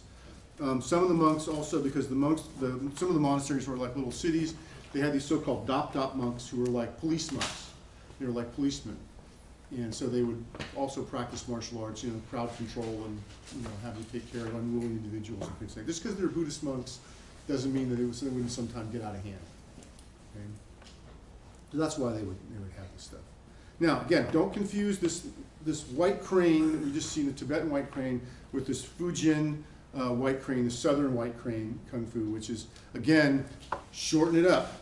They took all these crane movements and they made them a lot shorter. And this goes on again then to really influence Okinawan karate. We're going to talk about that in the lecture on karate I'll give you later. And I want to just mention that. And again, you can see, here's a Fujin white crane master, and here is the Goju-Ryu Okinawan karate master, very similar. I'll talk about that later on. Okay, so Buddhism leaves India and comes to China. It comes to China, I'm going to shorten this up and give you a break. It comes to China with a bunch of guys who are translators. And by the way, this is the Wild Goose Pavilion. This is in Xi'an, China. It's a really cool place. This is at the end of the Silk Road. So Buddhism comes into India mostly along the Silk Road, along with the traders and everything who are coming into India. And this is how ideas are getting exchanged as well as goods. And comes in China, and there's for a couple hundred years, there's a couple guys who come over and they translate, because you got to really be able to if you can't read the stuff, you can't read the writings, you can't understand the doctrines, the religion isn't really going to do much good. So one of the first things when religions come to new places is translations, right? Anybody Scientologist in here? Well, that's probably good. But you're going to go to Cambodia and set up a Scientology center. The first thing you're going to do is translate L. Ron Hubbard's writings into Cambodia, right? Same thing, right? Same thing. So it's the same idea. Buddhism is a very strange religion to the Chinese. The native Taoist spiritual beliefs, we now call them Taoism. They really wouldn't have called them Taoism, but now we call them Taoism, are really different. In Taoism, human beings, the appropriate place for human beings is between heaven and earth. You have an appropriate place for being a human. In Buddhism, the idea is that this place between heaven and earth is an illusion, and you're going to transcend, or you're going to develop yourself, transcend into a better perspective or a better reality. That's a really strange idea to the Chinese. It's really alien and weird. And so for a while, it's like, Chinese are like, oh, this is a really weird religion. Like, these Buddhists are really weird. But you know how it is with weird religions, right? That there's always a few people who go, yeah, I like that weird stuff. I'm going to go for the weird stuff, right? And so you find this is why it takes a couple hundred years for Buddhism to really start making headway in China, because it's very alien to the Chinese way of thought. But of course, because it's so different, some people are attracted to it, right? And again, so over time it gets adherence and people start becoming interested in it. But also what happens is that the native Buddhism is very adaptable, and it adapts and takes in some of the native Chinese beliefs that come from what we now call Taoism. They make their way in and sort of combine with some of the Buddhist stuff, right? And this is why Buddhism is so good at spreading, because it's very open and flexible to being able to adapt to specific places. So you bring in some native Chinese ideas, you mix them in with Buddhism, and then you start to develop a specifically Chinese style of Buddhism. And again, these are some of the scrolls that were translated. And the things that got translated a lot in China that were very popular were the Lotus Sutra and the Diamond Sutra. You don't really know about that, but I just mentioned that. That's what this is here.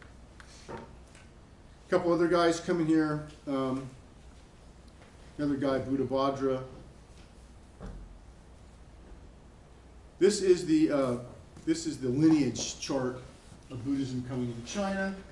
And you'll see, I'm give the punchline away. It comes into China, goes from China to some various other places, Korea, in Japan for the most part. And this is the lineage chart of the so-called Chan Buddhism. And Chan Buddhism,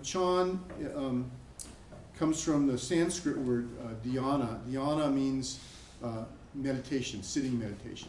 That gets translated in Chinese as Chan. And then later on goes to Japan, and we know it as Zen. And this is a type of Buddhism that really mixes in some of these native, what we now call Taoist ideas with Buddhist ideas. Okay? And this is what we see. This is the lineage here. Okay? And the important thing for you to know is that this is where Bodhidharma, who's one of the main progenitors of the style, this is when he arrives at this point. Okay? And then we have the different versions going, Vietnam, Japan, Korea, thing spreads throughout Asia. And, but again, it has this flavor. There's a little Chinese flavor mixed in with the Buddhism. And the temples that are started from this style start in Shaolin. Shaolin is here. The word Shaolin means young forest. This is the first Shaolin temple, and there's some other ones later on.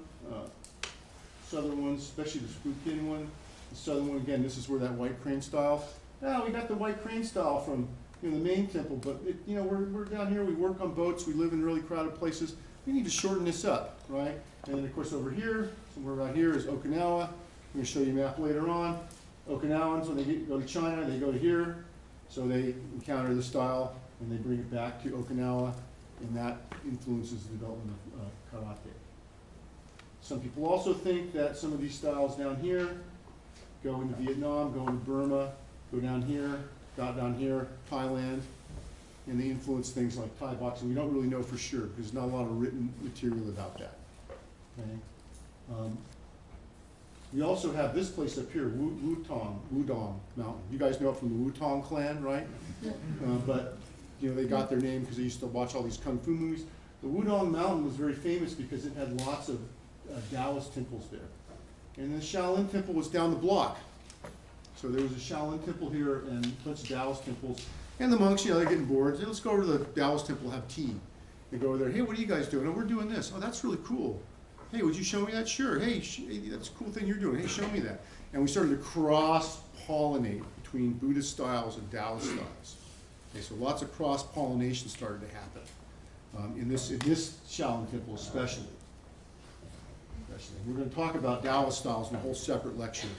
And that's very interesting. But you can still go to Wudong Mountain, and there's plenty of schools there that will teach you martial arts. You can go there and pay money, and they'll take your money and teach you some martial arts. How real it is, it probably varies. Okay? And by the way, you can go to the Shaolin #1 here, and there's a whole city. It's like martial arts Disneyland. You can go there, and there's all these people to show you Shaolin martial arts. You can go there and train with the monks, and they'll give you, for just a mere, small donation, they'll give you the secret scroll manuscript, and you can take it back to your martial arts school back here, in the mall, and then teach out the secret Shaolin manuscript, I'm sounding a little facetious, but this is, I actually went to one of these schools. I will not name it. I went to one of these schools, and this is what they had done, and I was talking to the guy, and I said, I studied Shaolin martial arts for years and years and years. I said, so show me something. So he showed me something. And I'm like, doesn't look like anything I learned. And I can tell you the tradition that I learned. I can trace it back from teacher to teacher to teacher to teacher to teacher, all the way back. I said, well, where do you trace yours back? Well, we went to Shaolin. Our whole school went, these monks for $500. They gave us the secret manual, the manuscript. Like, oh yeah, okay. All right. So, okay, whatever. So some of that around. Okay, here's closer up. This is Shaolin City. This is the Shaolin City. You cannot fly there directly. You got to go to Beijing, and then you take a train to get out there. It's not easy. I want to do a 392 university trip and go there one day. It's such a hassle to set it up that I haven't bothered to do it, but I keep thinking I'd like to do it someday. So maybe if somebody inspires me, I will do it. Here's the Wudong Shaolin Temple. This is you saw this in that picture earlier. This is the one on the Wudong Mountain, and this is the original. This is the Shaolin Temple #1. So in 495, the Emperor Shaolin of the Northern Wei dynasty, remember those dynasties? Builds the Shaolin monastery for the Indian monk Wato. And he comes here and he translates Buddhist scriptures from Indian to Chinese. And later on, about 50 years later, the most famous Buddhist monk, Bodhidharma, who's known as Damo in China, comes from southern India and arrives at Shaolin. He noticed the monks seem weak and dissipated, and he uses expertise in yoga and probably what is Kalaripatyu or Vajramukta, we don't know, something like that, to devise an exercise system for the monks. This was initially to help them to meditate, make them stronger so they could meditate better. And he comes up with 2 exercises that are central to his system, the 18 Buddha, or called Lohan, hands, and the marrow washing exercise. I'll talk to you about these later. Bodhidharma dies later at the Shaolin Temple in 536 supposedly. I want to talk to you a little bit about Bodhidharma. There it is. Okay. Now, you'll see these pictures of Bodhidharma here. You'll notice he does not look like a typical Chinese guy. That's because he's not. Some people think he was probably a Persian ancestry. Probably Middle East, a little more Middle Eastern. Didn't look Indian, didn't look Chinese. Probably a little more Middle Eastern. Some people say he had blue eyes. This is the individual over there. And so he is a very interesting individual. We're going to talk more about him. So we're going to talk a little more now about Shaolin. Now, again, the thing to remember is that the main thing that the job of the monks originally at the Shaolin monastery was to do was to practice Buddhism. And practicing Buddhism, in large part, means practicing meditation. Okay, their job was to practice meditation. And again, they were practicing Chun Buddhism, which later on becomes Zen Buddhism. And in these systems, and there's other Buddhist systems in China, in Japan as well. Again, take my other class, I'll teach you more about those. But really the thing you need to know is that meditation is an essential activity of these Chun Buddhist monks. Okay? Meditation is really essential. And sitting meditation, mostly for the most part, they're there to get enlightened. They're not there to become great martial artists or anything. Not yet. And again, you have this guy, Bodhidharma there, and you can see Bodhidharma here again. Look at him. He does not look like a typical Indian or Chinese person. He looks like something different, and we have these pictures of him, and we think he may have been somebody from more like in what's now Iraq or Persia, Iran, that area. And again, the kind of meditation the monks do is the sort of typical Zen meditation. See a picture of the Buddha sitting here in this kind of meditation. We know this now, and again, I'm not going to go into detail about how to do this. If you want to do this kind of meditation, learn about this. I believe there is a Zen group that comes down off Pine Mountain Zen Center, which is way up, above Ojai, up in the mountains. I believe they come down to Ventura every Thursday. They were doing that, and they do a class. You can go sit Zen with them. I recommend it highly. It's very interesting, very good exercise to do. Also, those of you who like to go to Hawaii, there's a wonderful Zen temple in Maui, in the town of Paia, and there's a nice young Zen priest there, and a very nice guy. And when I go to Maui, I go sit Zen with him sometime. He's a very cool guy. Go there and hang out with him. But there's Zen everywhere. You can go down to LA, there's all sorts of Zen Buddhism. Zen Buddhism made a huge impact in America, and probably is one of the most popular forms of Buddhism that is practiced by Americans. So you can find Zen temples, Zen dojos in lots of major cities. I know there's lots of them in LA. I think the nearest one does, though. I think the Pine Mountain one is the full-on Zen monastery. But this is how they practice. They try to do full lotus position here. You can see this. Cross the legs over. Most people, Americans, can't do that comfortably. So we do half lotus, which is just one leg up. And posture is very important. There's both physical reasons and spiritual reasons for this. That if your posture is aligned properly, then the energy in your body will flow properly. That will help you to meditate. And you sit on this cushion. This is called a zafu in Japan. But it can be anything. It doesn't have to be that kind of cushion. It can be anything. You have your hands in this special mudra. This is the dhyana meditation mudra. Right hand palm up on the left foot. Left hand palm up on the right palm. This keeps the thumb touching. This has a psycho-spiritual thing. Again, the energy is allowed to go through the body and circulate that way. You position your eyes. You have your choice. Your eyes can be either half open or half closed. Somebody got the joke. Okay. You look down, usually down the angle of your nose, about a 45-degree angle. You don't focus on anything in particular. The idea is if you close your eyes, you can fall asleep more easily. Some forms of Buddhism, some styles, closing your eyes is okay. I do Tibetan Buddhism, it's okay. You want to close your eyes, you can close your eyes. But in Zen, theoretically, you keep your eyes half open. Breathe in and out. And tongue on the roof of your mouth. and you don't concentrate on any particular thing. Some Zen schools, when you start out, you can count up to 10, count your breaths up to 10, then start over again. That's just sort of to get you, have something to focus your mind on. Or you can just focus your mind on your breath. And they ring a bell to start the session, they ring a bell at the end. And here's a typical example of what a Zen dojo looks like, very, very austere. You just sit and meditate. A lot of times they actually face the walls when they meditate. That's the other thing, you can see this picture they're facing in. There's some variations. The Zen saying, half a mat when awake, one mat when asleep. This refers to the simplicity of Chun or Zen Buddhism. Human beings, we don't really need too much to get by. Half a mat for meditating, and then we roll it out for a whole mat to sleep. And this simplicity is the essence of this type of Buddhism. It pares away all the non-essential stuff to get at the realization of the true nature of the mind. And again, this has permeated many, many areas of China, and even more so in Japan. You see the Zen influence in lots of aspects of Japanese culture. We'll talk about that when we get to Japan a little bit. But you also see this in China, in the Chan Buddhists as well. These practitioners seek to realize the supreme reality that underlies the appearance of the sort of the normal world.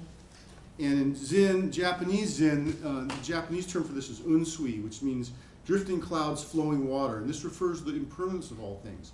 And for the Chan and Zen Buddhists, what they like to do is they look to nature for the example of this. And you can see this in nature. You know, the trees bloom, the blossoms come, they're very beautiful, but then they die out, and the winter comes, and the snow's on the ground, and then it goes back again, the cycle. Things are always changing. So you look to nature as the example. So Chan and Zen Buddhism have sort of built into them this appreciation of nature. In my opinion, probably this is added to Buddhism from the Taoist beliefs, because the Taoists have this idea that nature is naturally imbalanced. So this is something I think is adapted into Chan and Zen Buddhism from Taoism, and this appreciation of nature. But again, you go to a place like Japan, you can see, like there's all these beautiful places, and people they're not trying to build a shopping mall here. They appreciate this in a way that, unfortunately, that Americans oftentimes do not. Right? We see this as Americans. We go, oh, that'd be a great place for a housing development, in a shopping center. We'll put a road right through there. Japanese no, we're just gonna appreciate this beautiful bridge and the cherry blossoms, and just leave it as it is. It's an example for us. Now, we ask the question, okay, why would monks who live this quiet, non-violent lifestyle practice martial arts? Well, we know one answer. The first one we've already talked about a little bit, to help them with their meditation practice. And the second one, of course, is going to be for self-defense. Yes? How do monks shave their head? It's part of it's a Buddhist tradition that you renunciate the world, and by doing that you shave your head. And this is not just true for Buddhists. Other traditions do this too, but this is from Buddhism. When you become a Buddhist, even as a lay person, symbolically you'll shave your head. They'll take a little cutting of your hair. That's a symbolic renouncing the world. It's renouncing the world. That's what it represents. So let's talk a little more about Dhammo or Bodhidharma. Here he is again, looking very somewhat Middle Eastern. Now, the story about Bodhidharma is very interesting. What he does is he gets to the monastery, realizes the monks are all dissipated and they're not very good at meditating. Their discipline is very lax. And so what he does is he says, I need to figure out something that's going on here. So he goes into a cave next to the monastery. And he goes in this cave and he stares at the wall and he begins to meditate. And he stays meditating in this cave for 9 years. Basically, he becomes a hermit for 9 years in the cave. Now, the story, a very interesting story about the cave, has to do with the development of the most popular drink in Asia. At least I think it still is, and coffee's making inroads, but tea. And where do you get tea in China? Where does tea in China come from? And the mythological story is that Bodhidharma is in the cave, and he's meditating, and he gets drowsy, and he starts to fall asleep. And he's so angry with himself that he cuts his eyelids off so he can't fall asleep, throws them out the door of the cave, and the eyelids fall to the ground, and from the eyelids, Bodhidharma's eyelids, the first tea plants rise.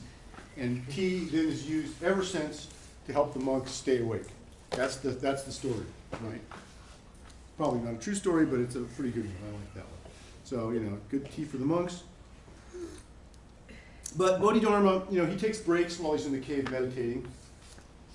And he goes out in front of the cave, and while he's out there, he decides that he needs to make up an exercise system to help these monks become stronger so they'll be better meditating. And he comes up with two exercise forms. And by form, I mean series of movements. Okay? Two of these. And he invents two of these. And again, you know, this probably comes from his background. He may have had martial arts background from India. We don't know. We suspect. And he might have had background in yoga. And he develops two forms. And the first one is called Yi Jin Jing. And these are forms of what is now called Qigong. Qigong. Also spelled Qigong. And he has two of these. The first is called the muscle and tendon washing form, and the second one is called the bone marrow washing form, the Ji Zhu Jing. You can see these. I'll show you an example of these.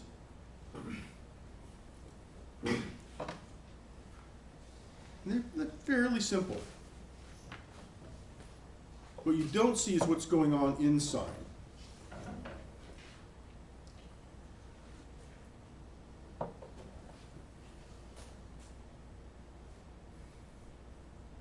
Again, there's all sorts of ideas about manipulating the body's energy doing these things, which you don't see. And he sees him pulling his hands like this. This is the idea that you've got these energy channels in your body, and you're pulling the energy, you're moving the energy around. So these are really all mostly about, not only just about stretching the muscles and the tendons and the joints, but also about moving the internal energy. And a lot of these ideas of internal energy, some of them come from India. India has a whole system of medicine, of understanding the body that includes channels and internal energy. And some of it comes from the native Chinese medicine, which also has energy movement, through movement of the qi through the different channels of the body. And again, here there probably is influences from, originally probably both from Indian and then later on, you know, the Chinese system, energy understanding the body gets worked into this stuff. Now when you learn it, you will learn it completely, just people will explain it to you just using the Chinese energy system, Chinese understanding of the body. But back in Bodhidharma's time, you know, Bodhidharma probably understood things from an Indian perspective.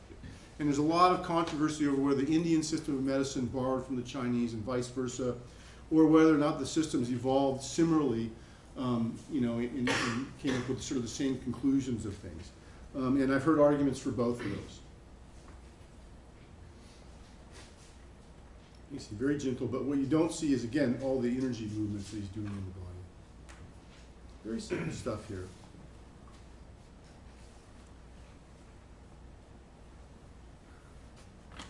Somewhat exaggerated. If you were doing this, you probably wouldn't go down that far. You'd hurt your knee.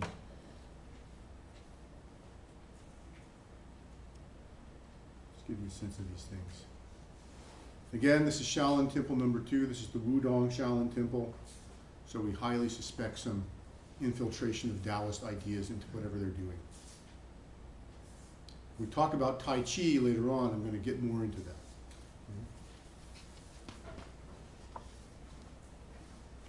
And you see some more of these kind of exercises.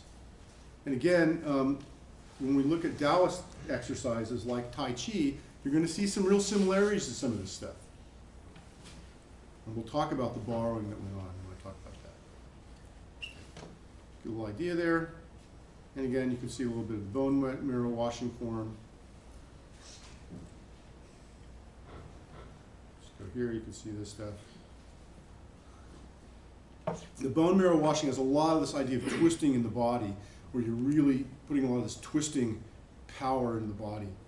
So you might be doing this, but you're not just doing this, moving your hand, you're actually moving your hand, twisting, even internally. The idea is it's like wringing out a washcloth, you know, like you wring it out, and that's the idea you're doing inside your body, you're wringing out stuff inside your body, and that's supposed to have all these health benefits. Again, you can get these videos and you can learn this stuff if you want. I recommend getting a teacher so you know what's going on inside. The inside stuff is important stuff. But again, you will see echoes of all these things when we talk about other things like Tai Chi and some other stuff later on.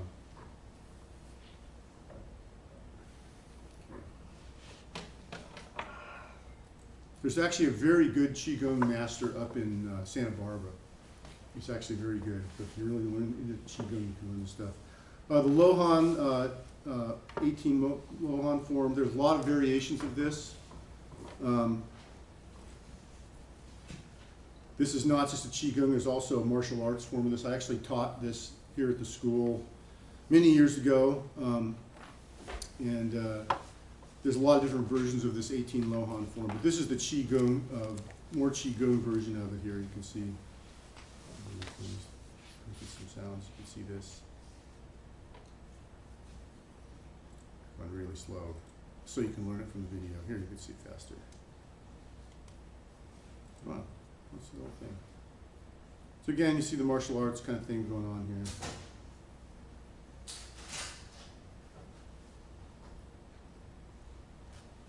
Immortal picks eggplant.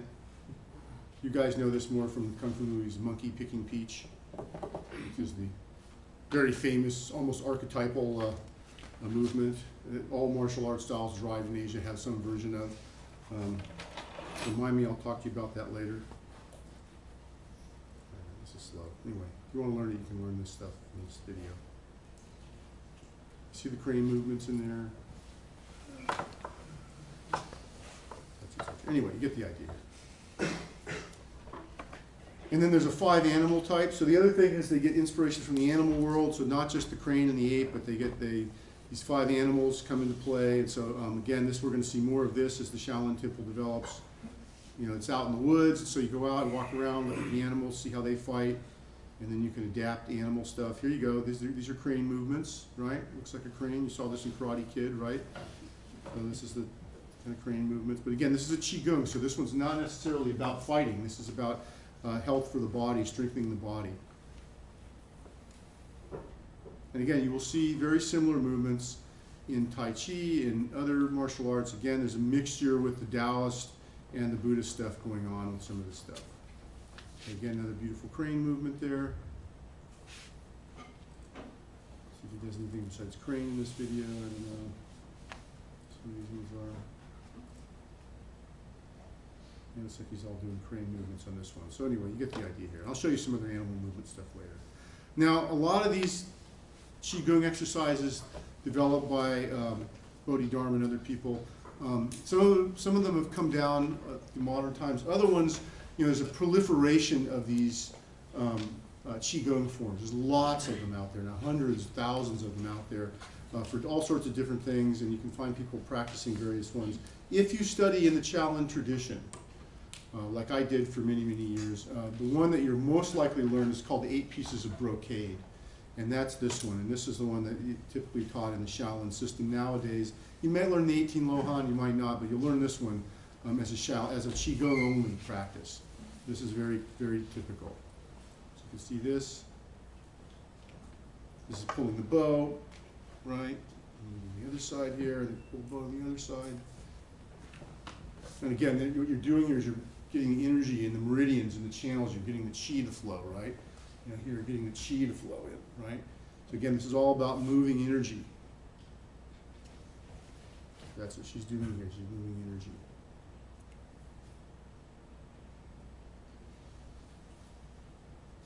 And, you know, those of you who practice yoga, you can see a little bit of similarity, you know, to Indian yoga. For instance, like Warrior II pose, and you can kind of see echoes of that here. So you do something else.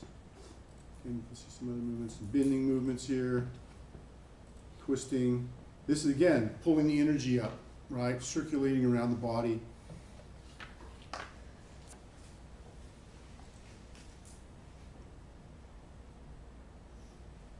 Punching movements, etc., etc., etc. Bending. Again, looks a little like yoga, you know, a little kind of moving version of yoga.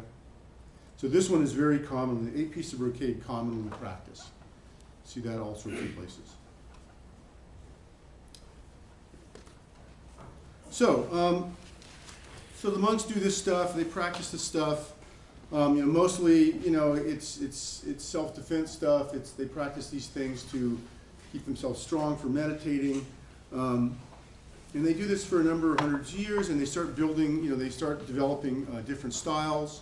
And again, one of the, they take this 18 Lohan Qigong form and they actually turn it into a martial arts style, a fighting technique.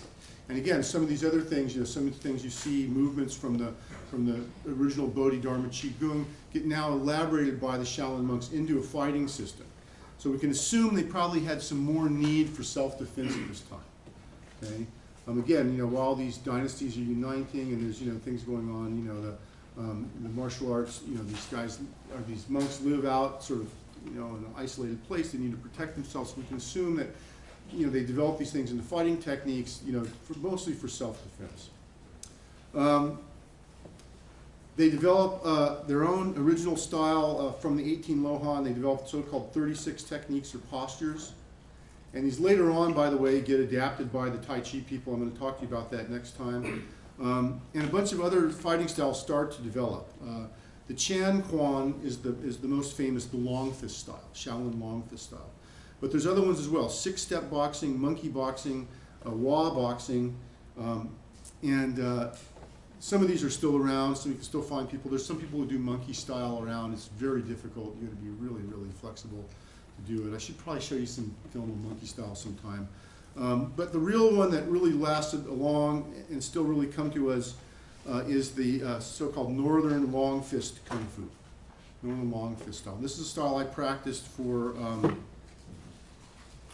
about 15 years under two teachers. This is a very interesting style. I don't really practice it much anymore. There's some reasons for that. It's like if I have time I go into, but it's a pretty good style. It's pretty interesting. And there's the system, the relative, it's a system that still is relatively intact. It has been modernized to some degree. It has included influences from other places. For instance, it has a little bit of this boxing style from north of China, which was a Muslim style. So there's influences from the Muslim style in it, which is very interesting because you don't see much Muslim. You don't think the Muslims would have anything to do with Asian martial arts, but actually there some Muslim styles from the north of China that get incorporated into Northern Shaolin boxing and some other things as well. And the Northern Shaolin fist almost becomes like it's almost like the progenitor style for a bunch of other styles. In other words, other people learn Northern Shaolin fist, they leave the monastery, and they go off to other places in China, and then again the context changes. And when the context changes, people change the martial arts style. And we're going to see this later on. Again, Northern Shaolin fist, you're up in the northern part of the country, there's room to fight, big long style. People tend to be taller and bigger up in the northern, colder parts of the country. So what happens is that you have a big long style. It tends to look a lot like that white crane stuff that we saw, but it also includes some other close-in techniques as well. And this is sort of becomes like almost a progenitor style of all the other forms of Kung Fu. But you do have other ones as well at this time. I can show you a little bit of long fist.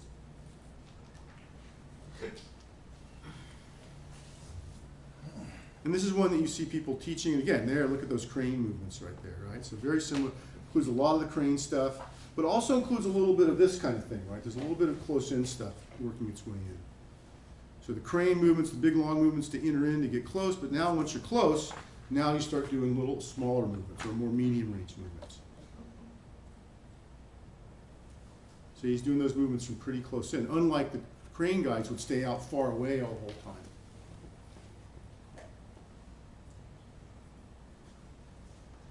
See, more medium distance movements there. So it's not all, again, they have the long fist, the crane stuff, but they also have more medium stuff. Still a style that's predominantly a big, long style, but it now includes a little bit more medium work into it too.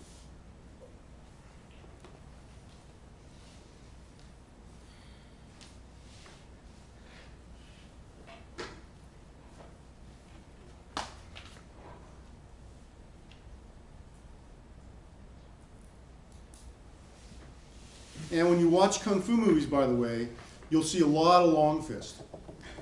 Why is a lot of long fist in the Kung Fu movies? So you have a guess? It's very showy.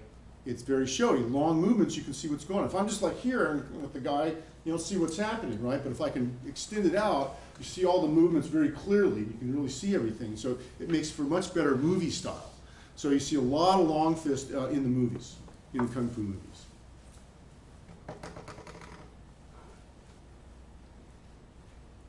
And again, you see a little bit of echoes of the Sui Jiao in there, where he's blocking up. You can also grab those guys. There is a grappling system that's associated with a Northern Shaolin long fist. It's called Qinao.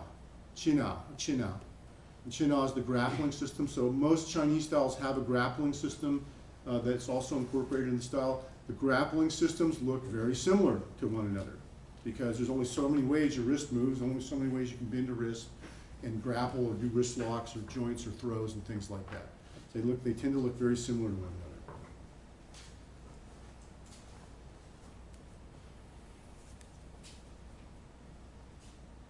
So there, just give you a little flavor of that. A little flavor from here, some more. So this is what you see when you see long fist. This is the kind of what the forms look like. You know, the pre-arranged sets of movements. The Chinese word for forms, I believe, is Kuin, K-U-E-N. And when you go to Japan, this turns into kata, or kata. I'm not sure exactly how it's pronounced. These are these pre-arranged set of movements so you can practice on your own. I'm trying to find her doing the whole thing here. This is typical long fist style. Now, notice this long fist. I want you to keep this in mind because later on, when I talk about Taoist martial arts, I'm going to talk to you about Tai Chi. And I want to know when we look at Tai Chi where you can see any sort of similarities or differences.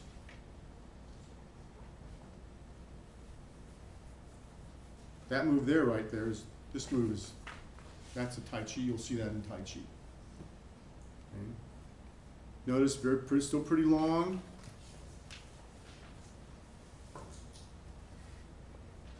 These are crane movements, by the way. Lots of crane. I like those cranes, I tell you. Some other pictures here.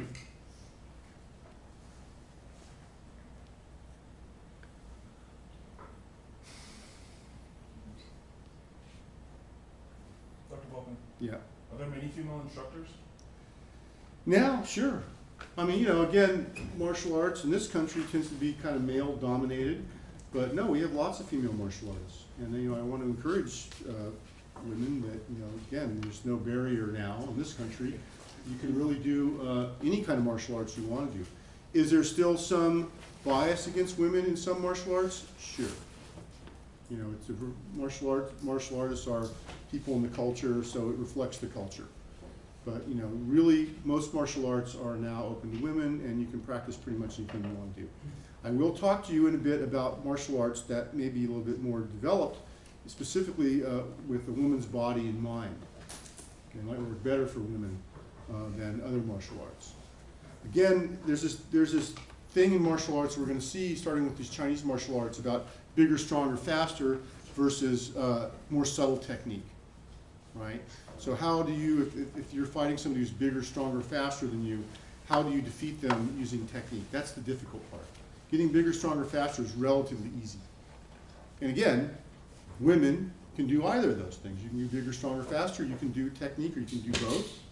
And again, you can look at martial arts as a blend of those kind of like attitudes. How does the martial art work? Does it work that it's making me bigger and stronger? And the person, does it work by allowing me to take a harder punch than the other guy? Or does it work because I have a technique that can overcome the strength of the other person without using strength? That's really the dichotomy. And again, you'll see variations of this. If women are fighting, women in general tend to be, slightly smaller and weaker than men. And so the styles that emphasize technique and strategy tend to be, and again, I'm really generalizing here, tend to be better for women. And the styles that are bigger, stronger, faster tend to be better for at least young men. For old guys like me, they're not so good anymore, One of the reasons why I don't do Northern Shaolin, because Northern Shaolins are very athletic, very bigger, stronger, faster, take a better hit than the other guy's style, okay? And then, when you get old, and jumping up in the air, things don't work so well. So you find as you get older, you get bored with stuff. And you find the styles that emphasize the subtle technique become more interesting, right? And they take a lot less energy to do them. You see, this is a very athletic style, Shaolin, very athletic. There's also kicks jumping up in the air. I think I have some video to show you that later.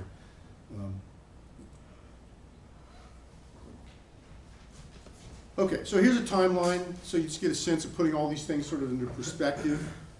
I'll let you read this on your own. By the way, 8th century AD, a style of wrestling called Go-Ti gets exported to Japan from China, and this develops into sumo. Just recently, I'm really getting into sumo. You can download the NHK app, which is the Japanese television station app on your smartphone, and the NHK app has sumo championships are going on now. Watch some sumo. It is really cool. I'm really starting to get into it. My karate teacher's really into sumo now. He's getting me into it. And I'm really starting to get into it. It's a lot more subtle than I was giving it credit for. It's very, very cool. So maybe I'll talk a little bit more sumo when we talk about Japan. But it comes to Japan around the 8th century in the Common Era. It gets imported to Japan and gets changed around and develops into sumo. So it's cool to write a paper about sumo wrestling. Oh, absolutely. Yeah, Cool. awesome. Yeah, awesome. Yeah. I want to read that paper. Now, I should tell you something about Shaolin. When you practice Shaolin and you go out there, you'll sometimes see the Shaolin practitioners, the monks certainly, sometimes the martial arts practitioners, they'll bow like this with their left hand. There's a reason for that. It comes from the story about Bodhidharma. Bodhidharma's in his cave, and he's been there supposedly now silent for 13 years. And one of his disciples named Xinguan, standing outside in the wintertime, it's very cold, there's snow and ice covering the ground, and he becomes really pissed off that Dhammo won't talk to him.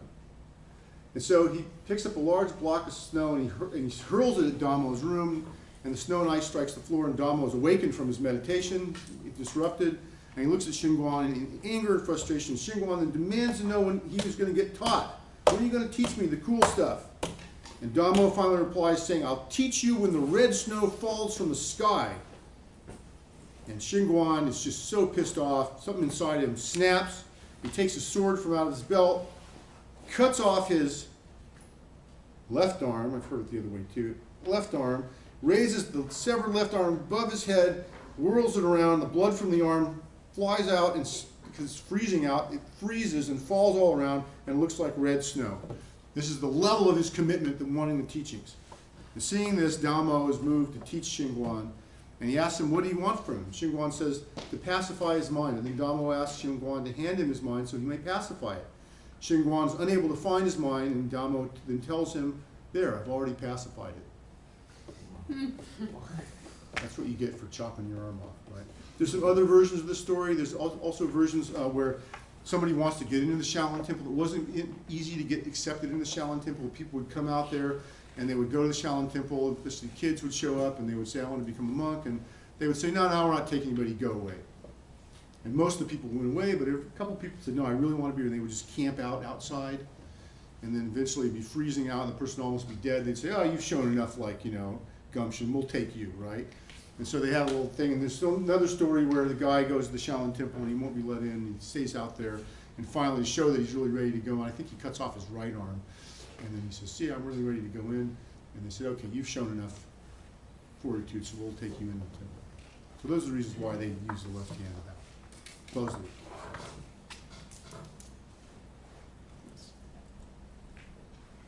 Okay, so I wanted to point out also some of these early Dhammo Qigong exercises, again, look a lot like yoga.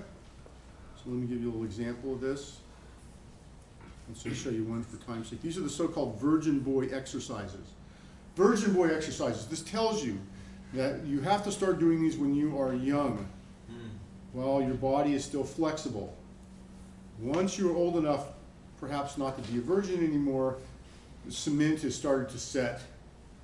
And so if you were to go try to practice these things now, you would probably hurt yourself. I can guarantee you'd hurt yourself. So do not do these at home.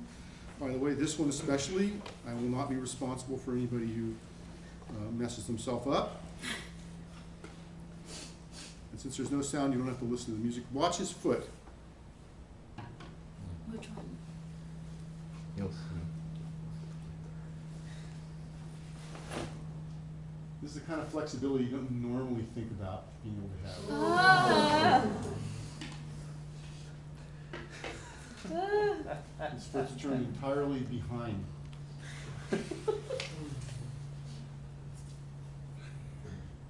cannot start practicing for this now. You would break something. This guy's probably been doing this since he was like 5 years old. 4 years old or whatever.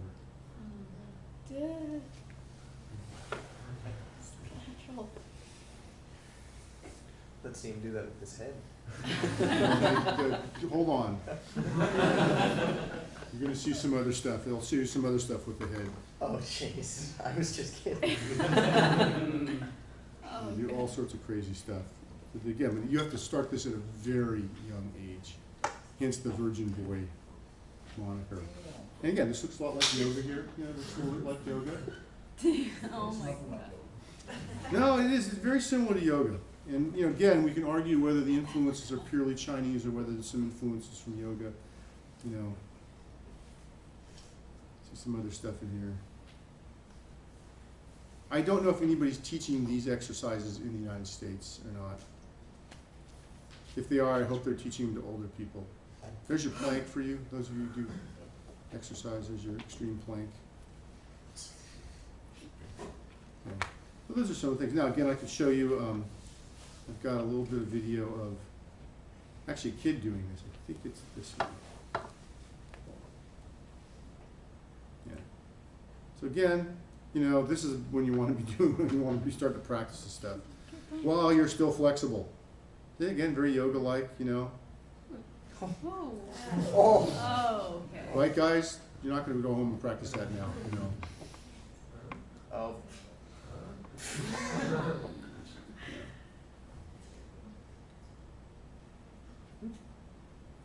I think you can give James Brown a run for his money here on splits.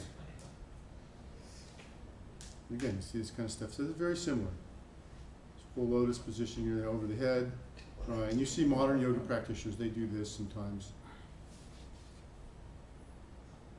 Headstand. I think I'm going to show you the hopping headstand pretty soon too. Hopefully we'll have time to get to that today. That's a yoga, you see that in yoga. Very similar. Just to give you some idea, again, lots of this stuff. Lots of extreme yoga out there. I'm sure there's somebody here who does extreme yoga. You know, there's more of these, the idea. Now again, more yoga-like postures. You know what this one is, this is really good. Here's a guy doing some more stuff. Again, you can see similar stuff. You can do it when you're older, you just have to start when you're young. And this one's quite as good a video, but he's very flexible.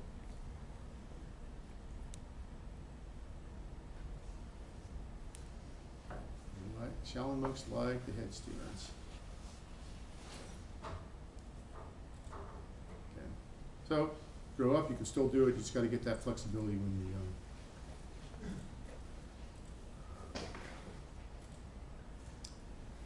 Okay, so I mentioned this already. These exercises evolved into what we now call Qigong. Now, they're also taken to extraordinary lengths by Shaolin monks, who developed these into ways to actually really harden the body and strengthen the body for combat.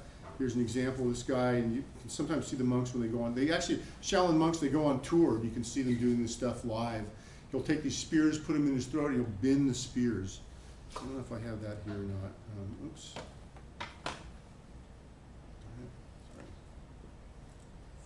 don't have any of this stuff. I have it somewhere. So this is the Shaolin monk, Qigong, there's a bunch of different kinds here. Okay, this guy's cracking things on his head. Again, you're doing exercise to harden your head up. Some of this stuff is trickery. Some of it, we're not too sure about. That's a big stick. It's not an easy thing to do. That one I think is relatively easy. This is really hard. Anybody here done any board breaking? Those boards are bricks. Those are bricks. This is not easy. It can be done. I know lots of people who've done this kind of stuff, not Shaolin guys, not karate guys who can do this kind of stuff. My teacher, Ben, can do this. He also can break boards against the grain, which is really, really hard. I don't know if you've ever tried that, but this is so you have to work at this. This really takes concentration, skill. And he's holding the brick in one hand, so it's not like the brick is really mobilized. If it moves at all and wobbles, it makes, you know, breaking it that much harder. But he's just holding it down and just breaking the brick with his hand. Now, we don't know if the bricks have been baked. That's a common way to fake this. You can bake, if you bake all the moisture out of the bricks, they'll become a lot lighter and a lot more brittle. But I know people who have actually done this with hardcore real bricks, so I assume this is probably real. I've also heard of people who were able to break metal. I haven't seen that personally myself, but I did know somebody who knew a guy who was a Shaolin practitioner, supposedly could break metal. He'd take like an old metal like water pump and he'd be able to break it. Don't try this at home. So, yeah, I've seen people be able to break things just by doing like this. I've seen that personally, a guy I practiced with. He was a chiropractor, so all day long he was, people. And so I guess he was able to do it. And he always said, "Oh, you should come see me for a chiropractic treatment. I'll tweak your neck." I'm like, okay. So I just saw you break a brick. I don't need you doing that to my neck. But he was really good at it. But yeah, you can develop these breaking skills. This one, that gets me.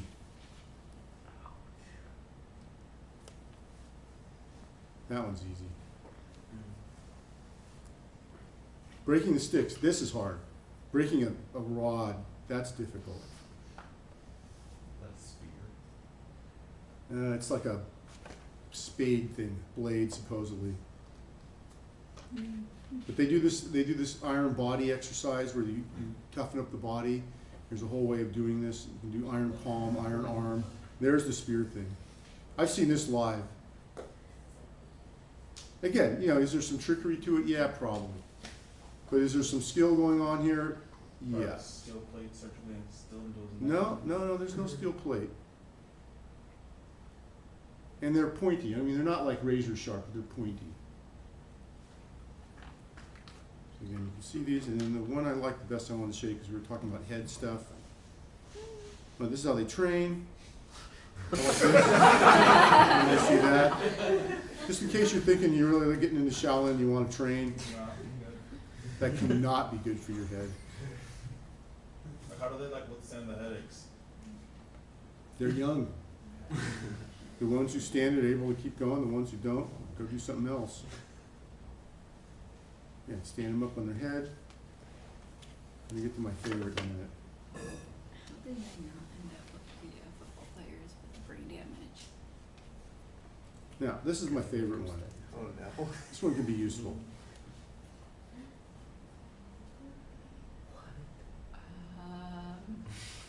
Practice resisting being hung by the neck.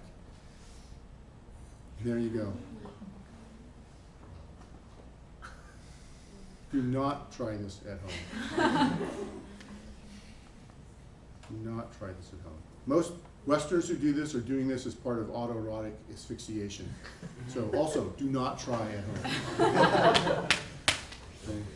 I'll be talking about that in my 473 class next semester. So, not this. But then, practice a few minutes a day, hanging yourself, build up some resistance to it. Does it work? I don't know. Oh. All right, so you get there. What it takes to be a Shaolin monk. You got a little idea there. Okay. This is the 18 Lohan exercise. I'll leave this. I won't show this. This is the one I used to teach when I taught this here. I used to teach a class, PE class here on martial arts. So I teach people Tai Chi, and I teach them this. And then I stopped doing it because the students would be like sitting there on their cell phone in the middle of class, and trying to show them this ancient, mystical Chinese martial art. They'd be on their cell phone. I said, F it, I'm not going to do it anymore. So I stopped teaching this here. But it's an interesting form, and it really combines. This is an interesting form because it really combines actually a lot of the Shaolin stuff with the obvious influence from Taoism. And so this is a kind of interesting form that way. They took this traditional 18 Lohan form and they mixed in some Taoist stuff into it, and they made this really beautiful form. It's really neat. We had the 5 animal forms. Beside the crane, we had the leopard, snake, dragon, and tiger, and eventually there become more of these. Legend has it that Damo also invented these forms. I'm not sure there's any real proof of that. But there are other 5 animals as well. You can see some of this.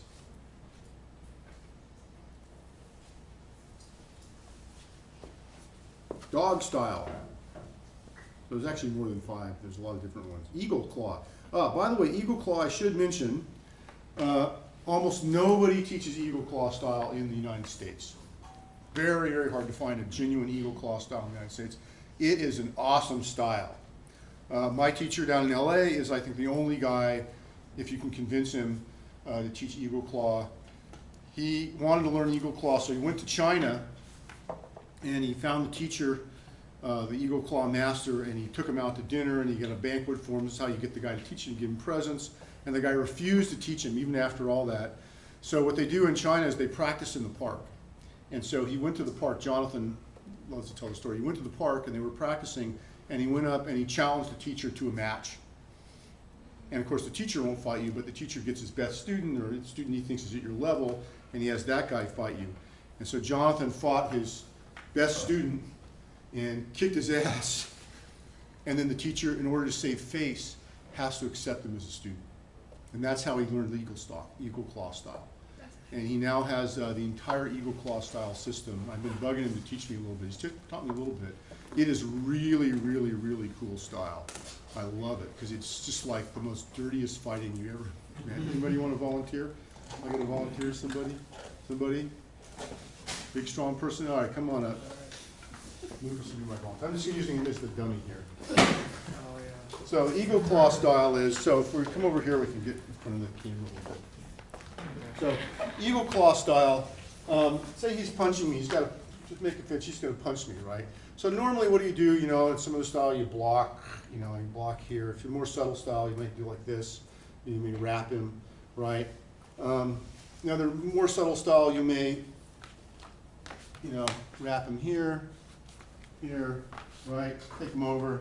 Subtle stuff, right? Nice, very nice. So pleasant. Or, you know, I block him, punch him in the face, punch him in the throat. Very nice, right? Eagle claw style, no. Eagle claw style, he punches me. Oh. He punches me, go and punch. I grab him here. And I'm not even, can you feel that?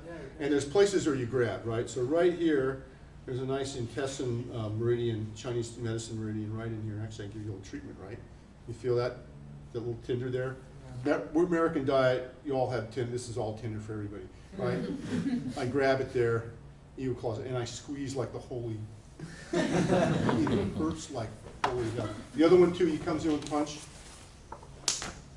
I grab him under here. Do this yourself. Grab under here. And imagine me squeezing that as hard as I can and ripping downward. Right? That's eagle claw style. I love eagle claw style. It's so cool. This is just in the arm. I ain't even got to the rest of the body yet. You know, you can imagine. So you can imagine eagle claw style of the face, right? You can imagine ripping the ear. You can imagine going to the eyes, throat. And what you do is to develop, thank you, Lucas.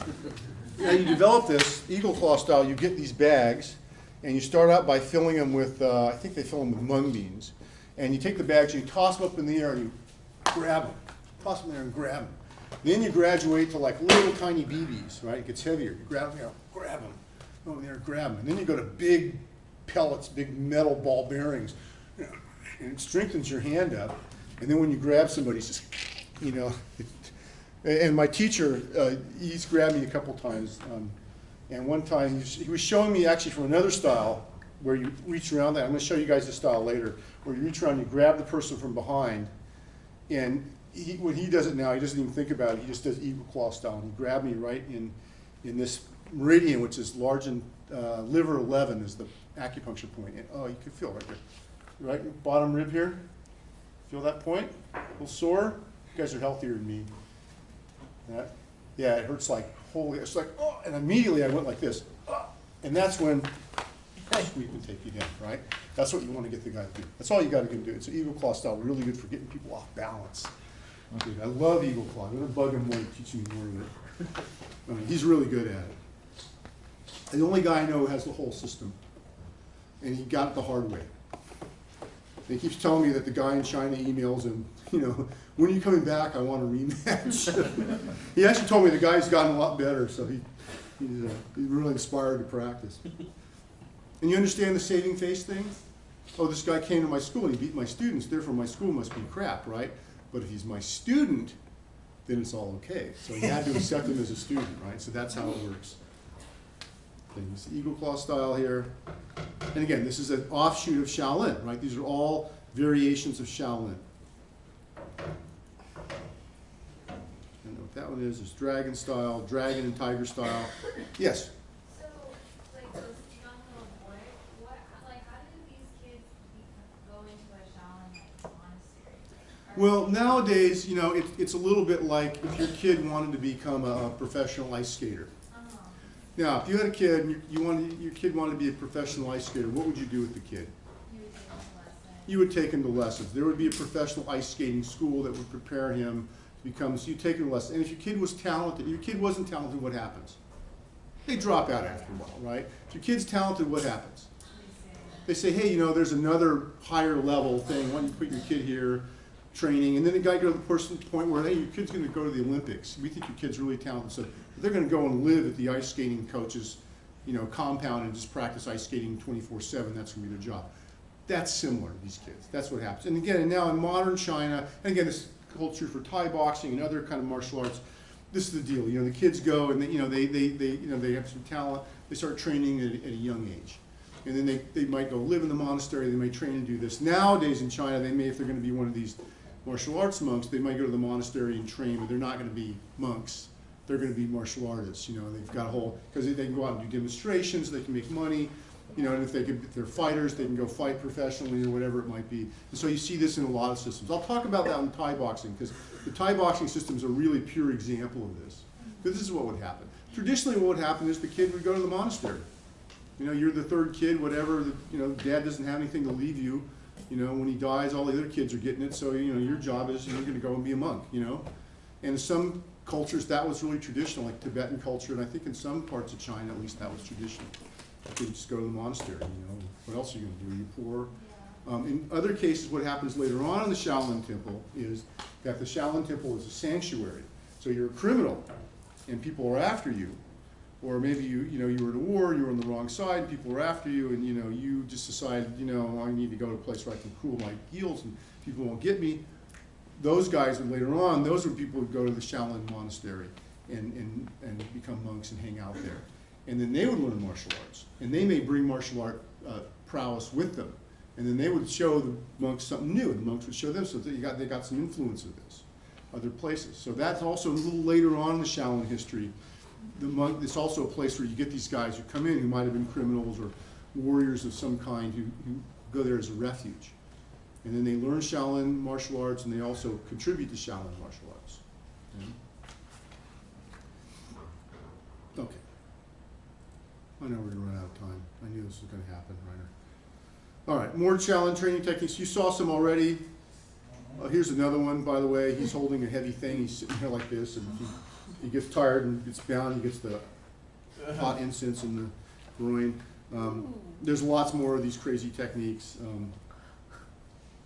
Further development of these things. And again, you know, the Shaolin monastery, you know, as it gets older, and depending on what's going on in China, you know, may get influences from other places, may start influencing. At one point, the Shaolin monks become mercenaries.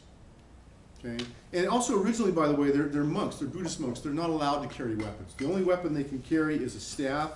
That's a traditional implement of a Buddhist monk, to have a staff and a begging bowl. And so what they do is they become very famous at using the staff as a weapon, because that's the only thing they're allowed to have, is a staff. So Shaolin staff is a very, very famous technique. Shaolin staff method, very famous technique. Yes? Then they also like the prayer beads, like using them like a strangulation device. No, I think that's just in the movies.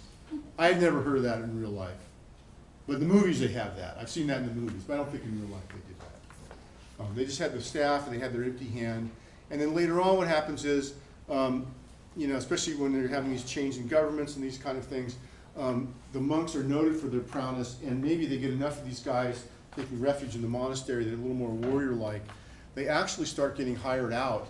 They become very famous for their martial arts skills. They start getting hired out by various people, either the government or, I think it's mostly the government actually, hires them out, and they go, and they're used to go off and and fight for the government like mercenaries.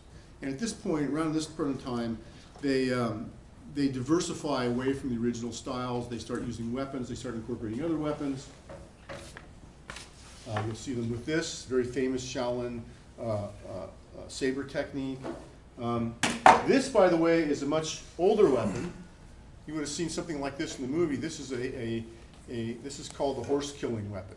I knew it. So this is a weapon for, you know, you give guys, like you saw those armies in the movie, you give these guys, you teach them a couple moves, like something like this, right? I don't want to swing this thing too much. And what you do is you would just say, you guys, here, the cavalry are coming and charging the army, you guys out in front, and they would go out in front, and as the horses came raining down on them, their job would be to take this and cut the legs off the horses.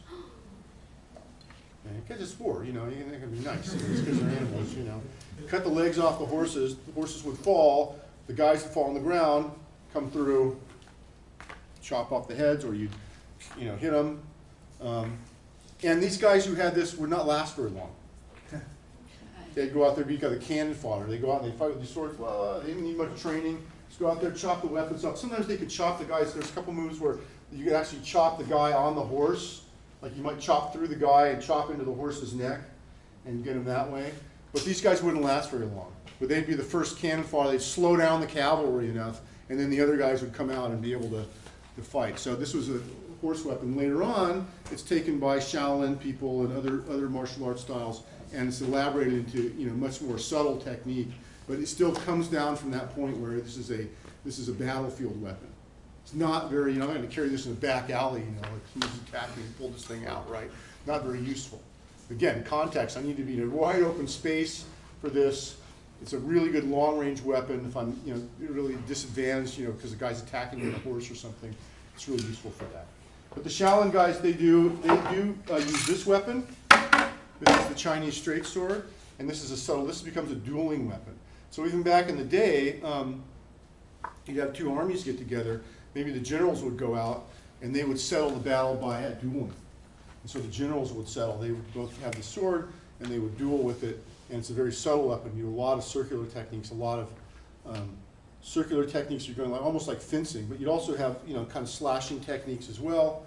So you could do these long distance, and then when you get in close, you're doing more subtle techniques. And so this was a dueling weapon. And so because of that, this is a weapon of high status.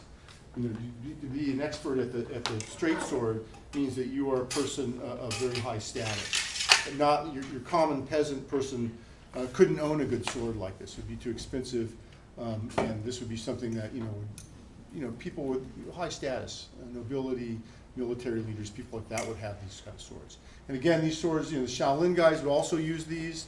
They would use these kind of things. They started using, all sorts of different kinds of weapons later on, and they would go out as mercenaries and do things, and the style started to diversify. You also have more Shaolin temples. You have branches of the Shaolin temple opening up. I mentioned the one in Wudong Mountain, which got a lot of influence from the Taoists, but you also got ones in the south and other places. And again, the context now starts to change. As the context changes, the martial arts start to change as well. Okay. And you start to have two schools. The Shaolin sort of branches, bifurcates into two. You have a southern and northern school. The northern style, mostly northern long fist, northern praying mantis, which I should show you a little bit. Black crane and black tiger in the north. You don't see much black crane or black tiger anymore. Southern Shaolin styles, white crane, tiger, dragon, leopard, snake, and southern mantis. You don't see much leopard. I haven't seen much leopard style. I've seen some snake style. There's snake style and a lot of other styles that gets mixed in. Tai Chi has a lot of snake in it. And southern mantis is a very interesting style. And actually, we have very good southern mantis practitioners in Ventura County. So if you want to learn southern mantis, there's actually at least 2 or 3 people who practice it here who come from a real traditional lineage of a Chinese teacher. I think now lives in Houston or something. He may be dead by now. He was really old.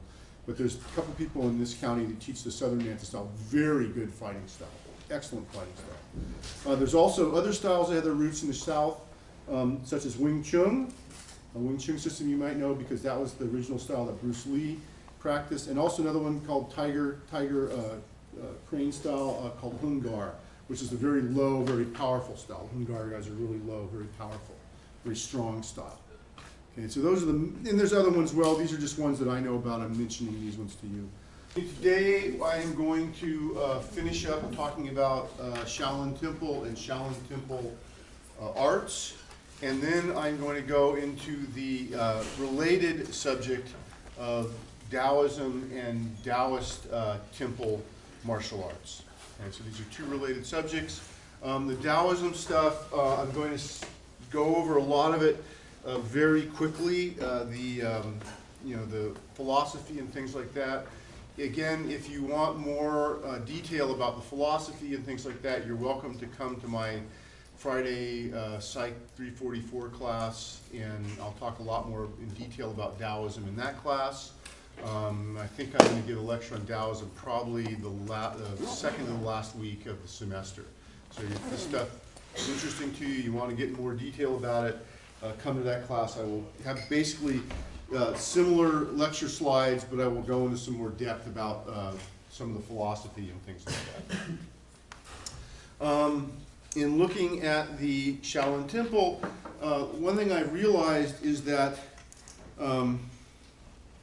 I just don't have enough time to give you a lot of really good detail about the history of the Shaolin Temple. And I'm realizing that is something that in the future I would like to, I don't know how we're going to carve out more time in this class to do that, but I would like to do more of that in the future. So I'm going to apologize in advance about the history of the Shaolin Temple being, after the initial stuff and after the martial arts start to get developed, the history is very long and complex and goes through a lot of interesting twists and turns as the leadership of China changes. Different dynasties come into play and different emperors come and go, and those events in many cases have a really large effect on the Shaolin Temple. And specifically, there are 3 instances where the Shaolin Temple is essentially either emptied of monks or is burned to the ground, et cetera, et cetera, et cetera. And I'll talk to you a little bit when I get to Taoism. I'll talk to you a little bit about the second burning of the Shaolin Temple during a sort of anti-Buddhist uprising that happened near I think it's around 900 in the common era, 850, 900 in the common era. I'll talk a little bit about that because that has an effect on Taoist martial arts. But we're not going to go into a lot of detail about these, and you're not going to be responsible for it in the exam. That's the good news. I will mention, though, that these, how should I say it, Reiner? The diaspora from the Shaolin Temple in these various periods has a profound effect on the psyche of the Chinese people. And if you like kung fu movies, anybody here like to watch kung fu movies? This diaspora of the monks, being forced out of the Shaolin Temple is a common recurrent theme in kung fu movies. Many of the greatest kung fu movies that come out of China, modern China, have this theme about the Shaolin Temple and the diaspora, or monks just being kicked out. This is a big deal. And part of the popular culture of this is that the monks, they're driven out of the Shaolin Temple or they're kicked out, and what happens is they have these wonderful arts that they've developed and honed to a high degree of skill, and now they bring them down to the people. They disperse this elitist martial art that's only been for the special few who are in the temple, gets now brought to the people. It's now dispersed out into the general population. And this is a very popular trope. You guys want to know what a trope is? A trope is a pattern that you see in films and things like this, a common pattern. And so this is especially interesting because it's useful for the modern Chinese government, the Communist government of China, because it allows them to propound upon a wonderful theme that it's the people's martial art. China is about the people. It's not about these elitists having control over everybody, even though, of course, in reality, there's still a lot of that. But I mean, the common mythology is that the communism is that we've taken all the resources of the elite and we've sort of dispersed them out to the common people. And so a lot of the movies made in communist China will have this theme to them. Okay? Or they'll have the theme that the person, you know, somehow he fell from grace being really rich, and now, you know, had to go out among the common people and spread this art so that this is something that everybody in China can benefit from. This is a very, very common theme. So again, a lot of these films coming out of China have this theme, and you'll see that in a lot of these kung fu movies. One of the best ones that I would mention is a very famous film called 36 Chambers. So if you haven't seen that one already, add that one to your watch list. I don't know if it's on Netflix or not, but it's a very, very good movie, and you'll be able to find it almost anywhere. It's been around for a while. What's it called again? Yes. 36 Chambers. 36 Chambers, yeah. And there's some other things too, when these movies come to the United States, a lot of times they come under 2 or 3 titles. So I think 36 Chambers also has another, it might be Shaolin Masters or something, there's another title that you'll see it under. And actually they've also taken footage from that film and interspersed it in other films as well. So you'll see a lot of, yeah, there's a lot of that. But 36 Chambers, if you find 36 Chambers, that's a good movie. So this idea that Shaolin temple arts go out to the public, you know, during these periods where the temple is ransacked, during various dynasties or emperors, is a common theme.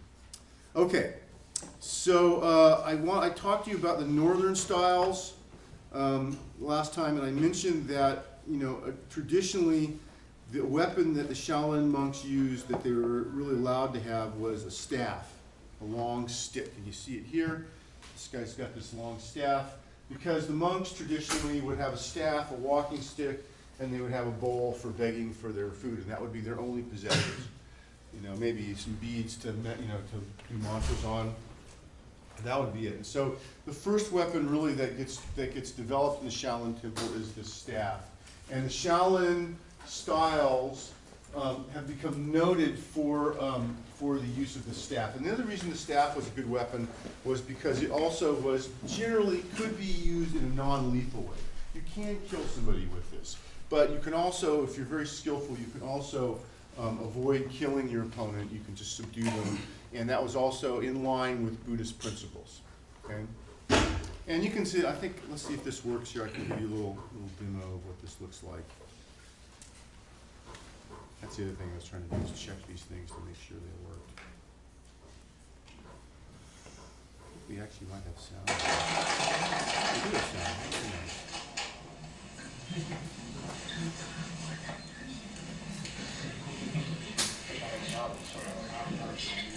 少女胖总没起棍，动作朴实无华，棍虽神而出，可身法相合，滚动变化。 And again, what he's doing here is something that is called a Qun. 神境 It's usually transliterated K-U-E-N. And this is a series of movements, a form of a series of movements.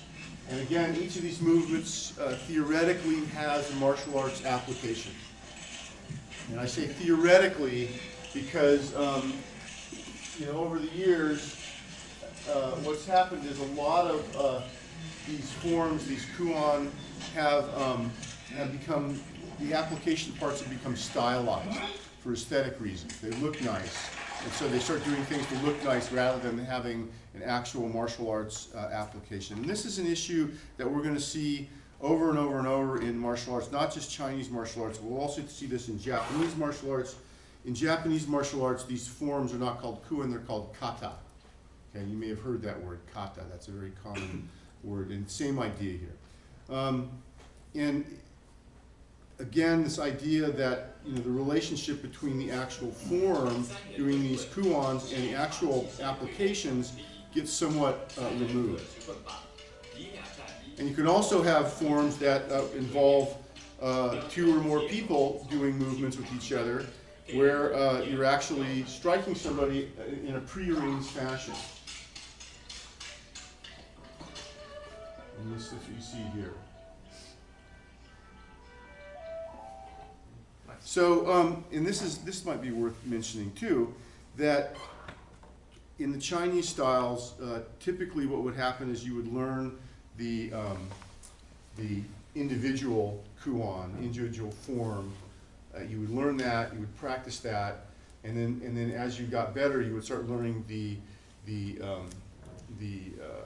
what they call fighting forms, fighting Qigong, where you would actually be striking somebody in a series of prearranged movements. Okay? And then from that, you would go to more freestyle sparring. That would generally be the progression when learning Chinese martial arts. And that's still pretty true today.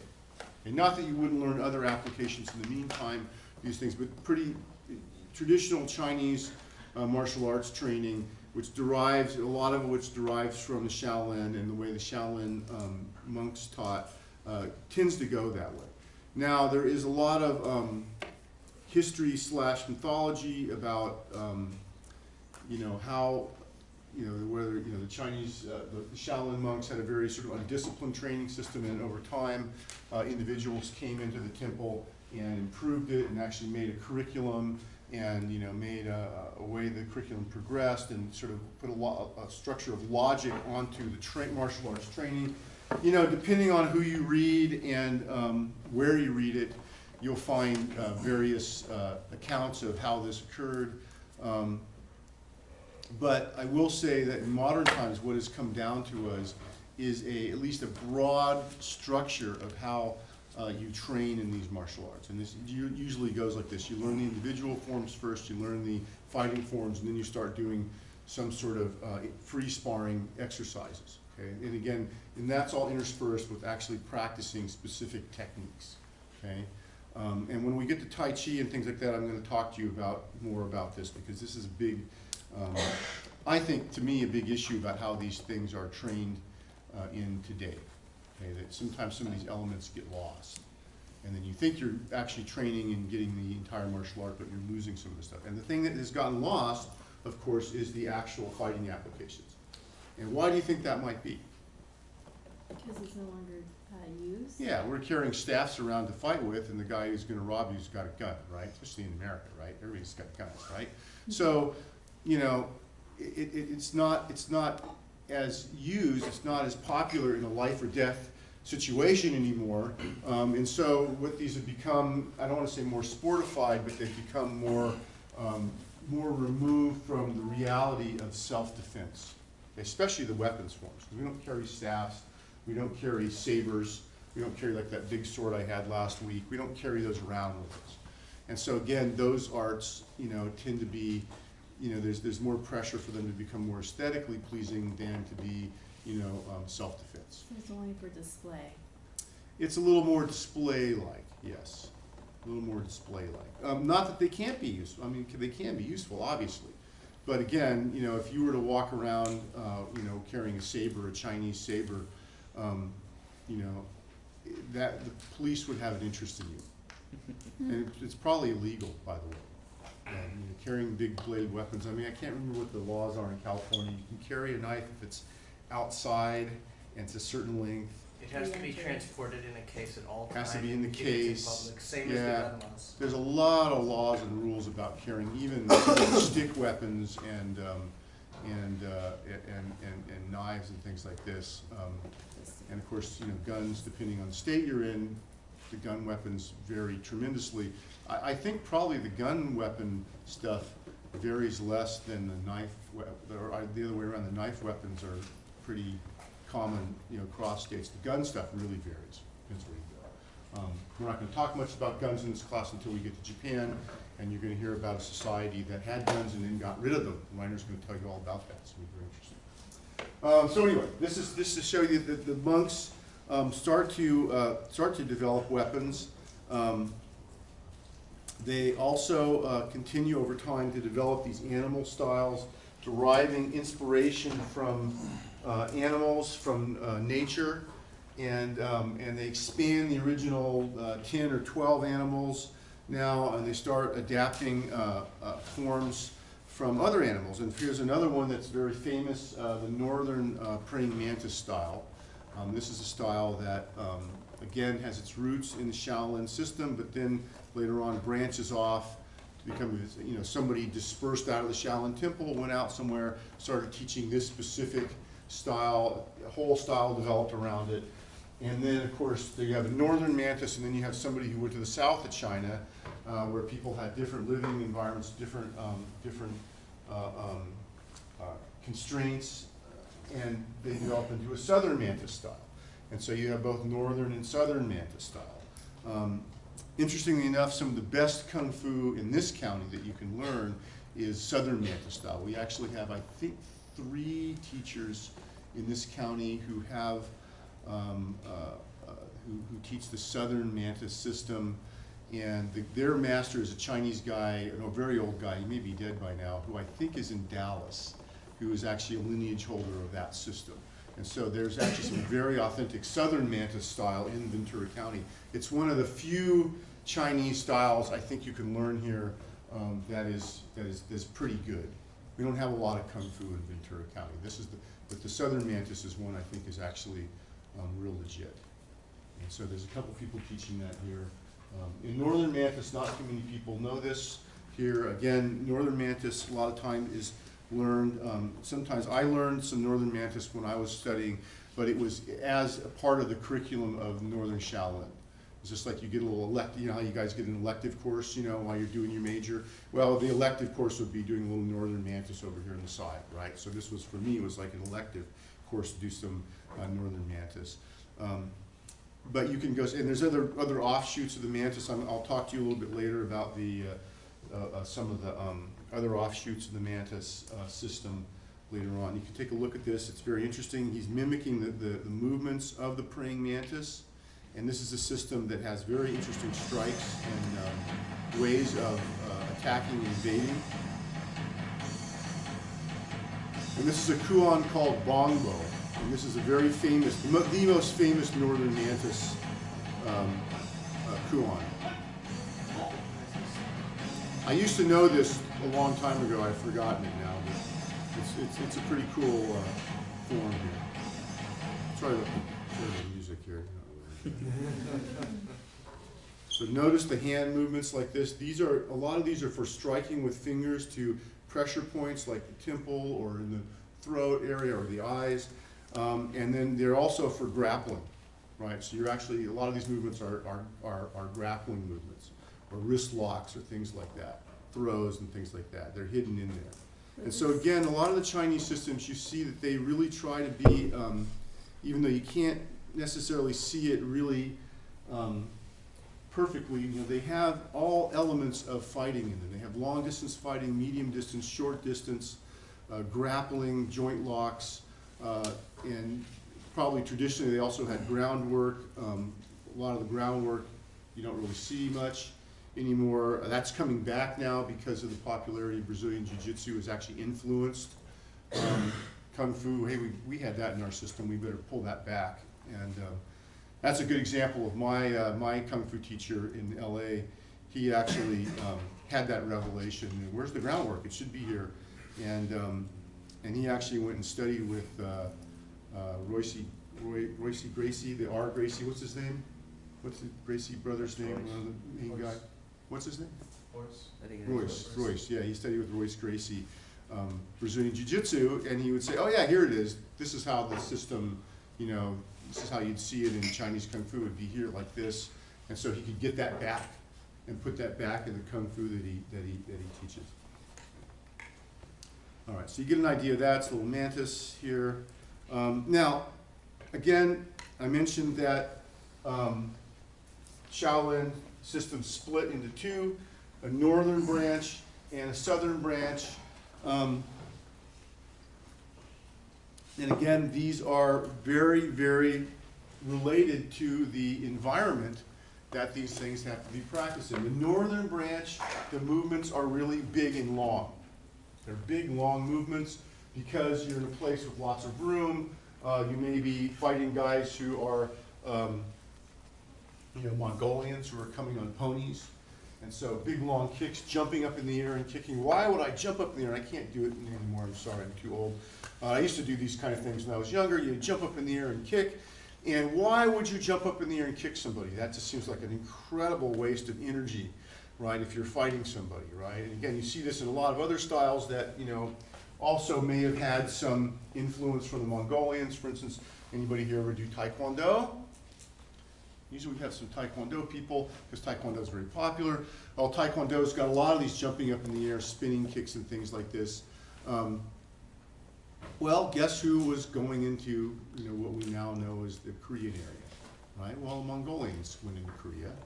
We're going to hear about that when we talk about Japan. Reiner's going to tell you about how the Mongolians launch an attack on Japan from Korea.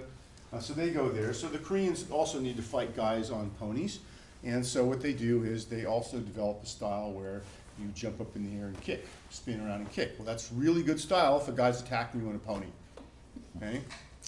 If you're somewhere else, like you're in southern China, and maybe you're on a boat, that's a really bad style to practice on a boat, right? Because what happens if you jump up in the air and do a spinning kick on a boat?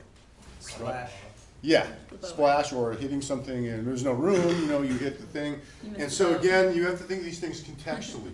And so the Shaolin, the northern style, so I can show you a little example. The northern style would look like something like this. It'd be like a big movement here, really stretched out, here, really stretched out, right? Here, right?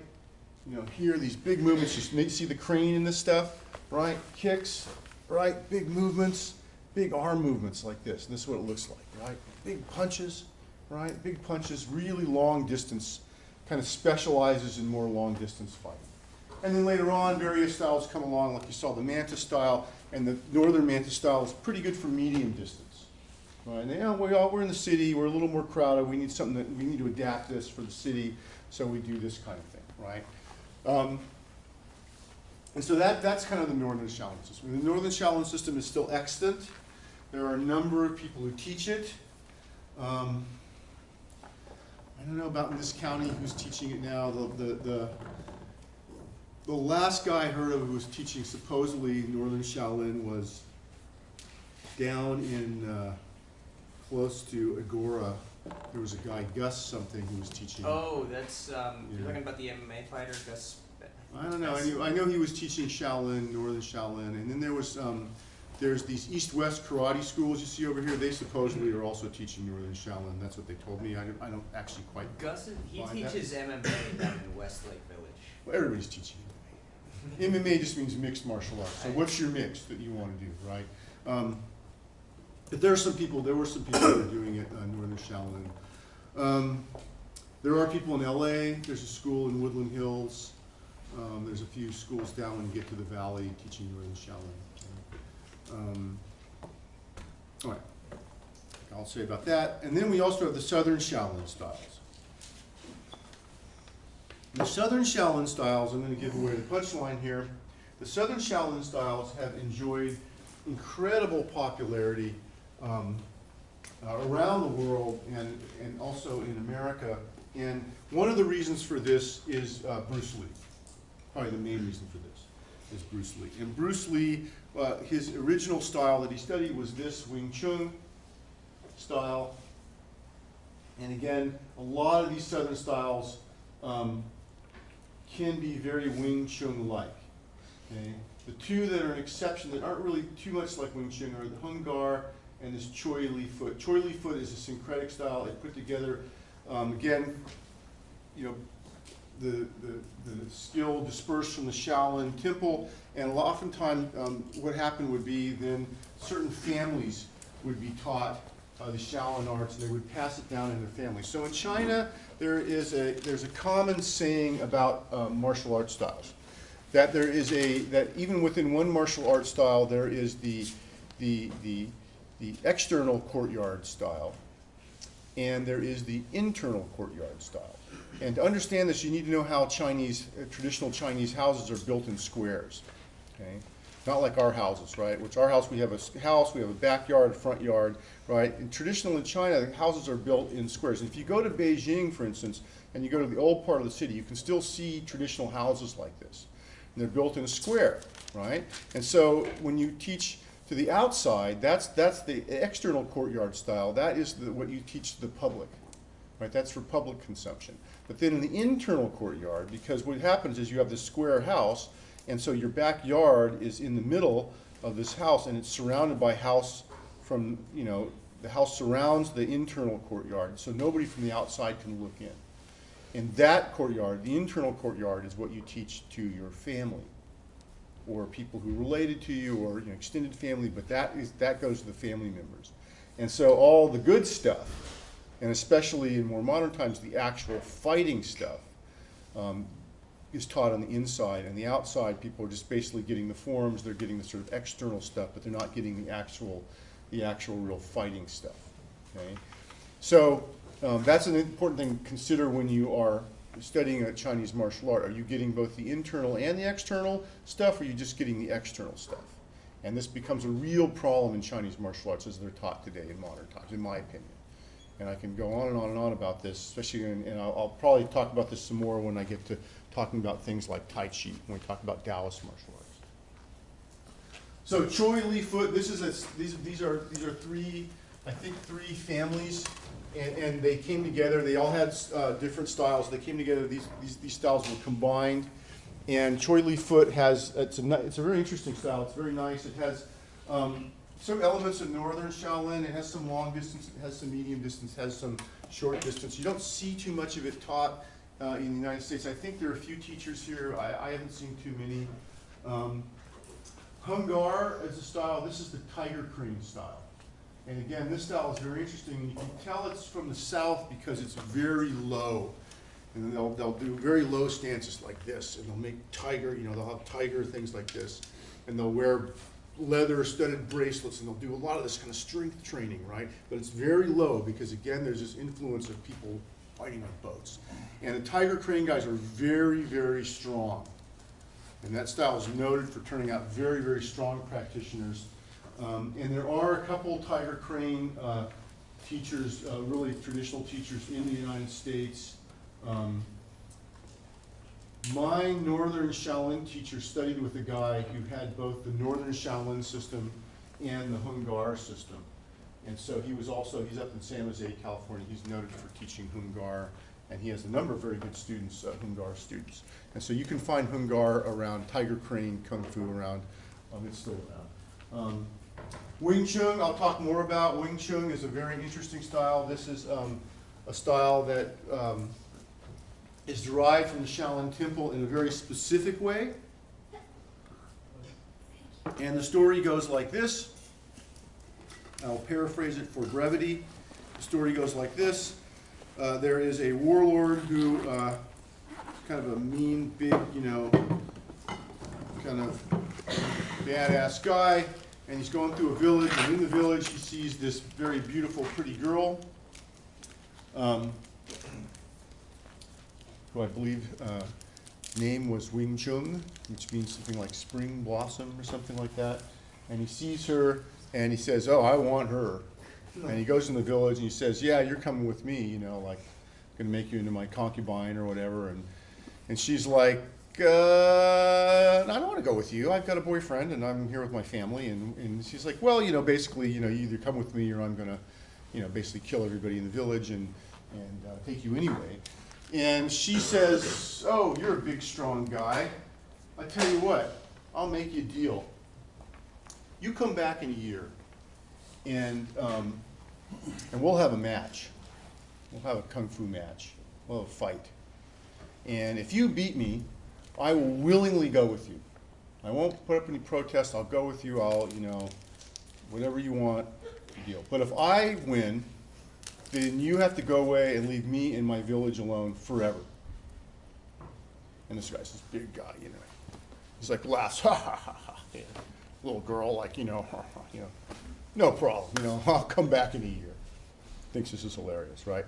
So she goes, oh, that's great. Oop, wait a minute. There's a little problem here. I know nothing about martial arts. What do I do?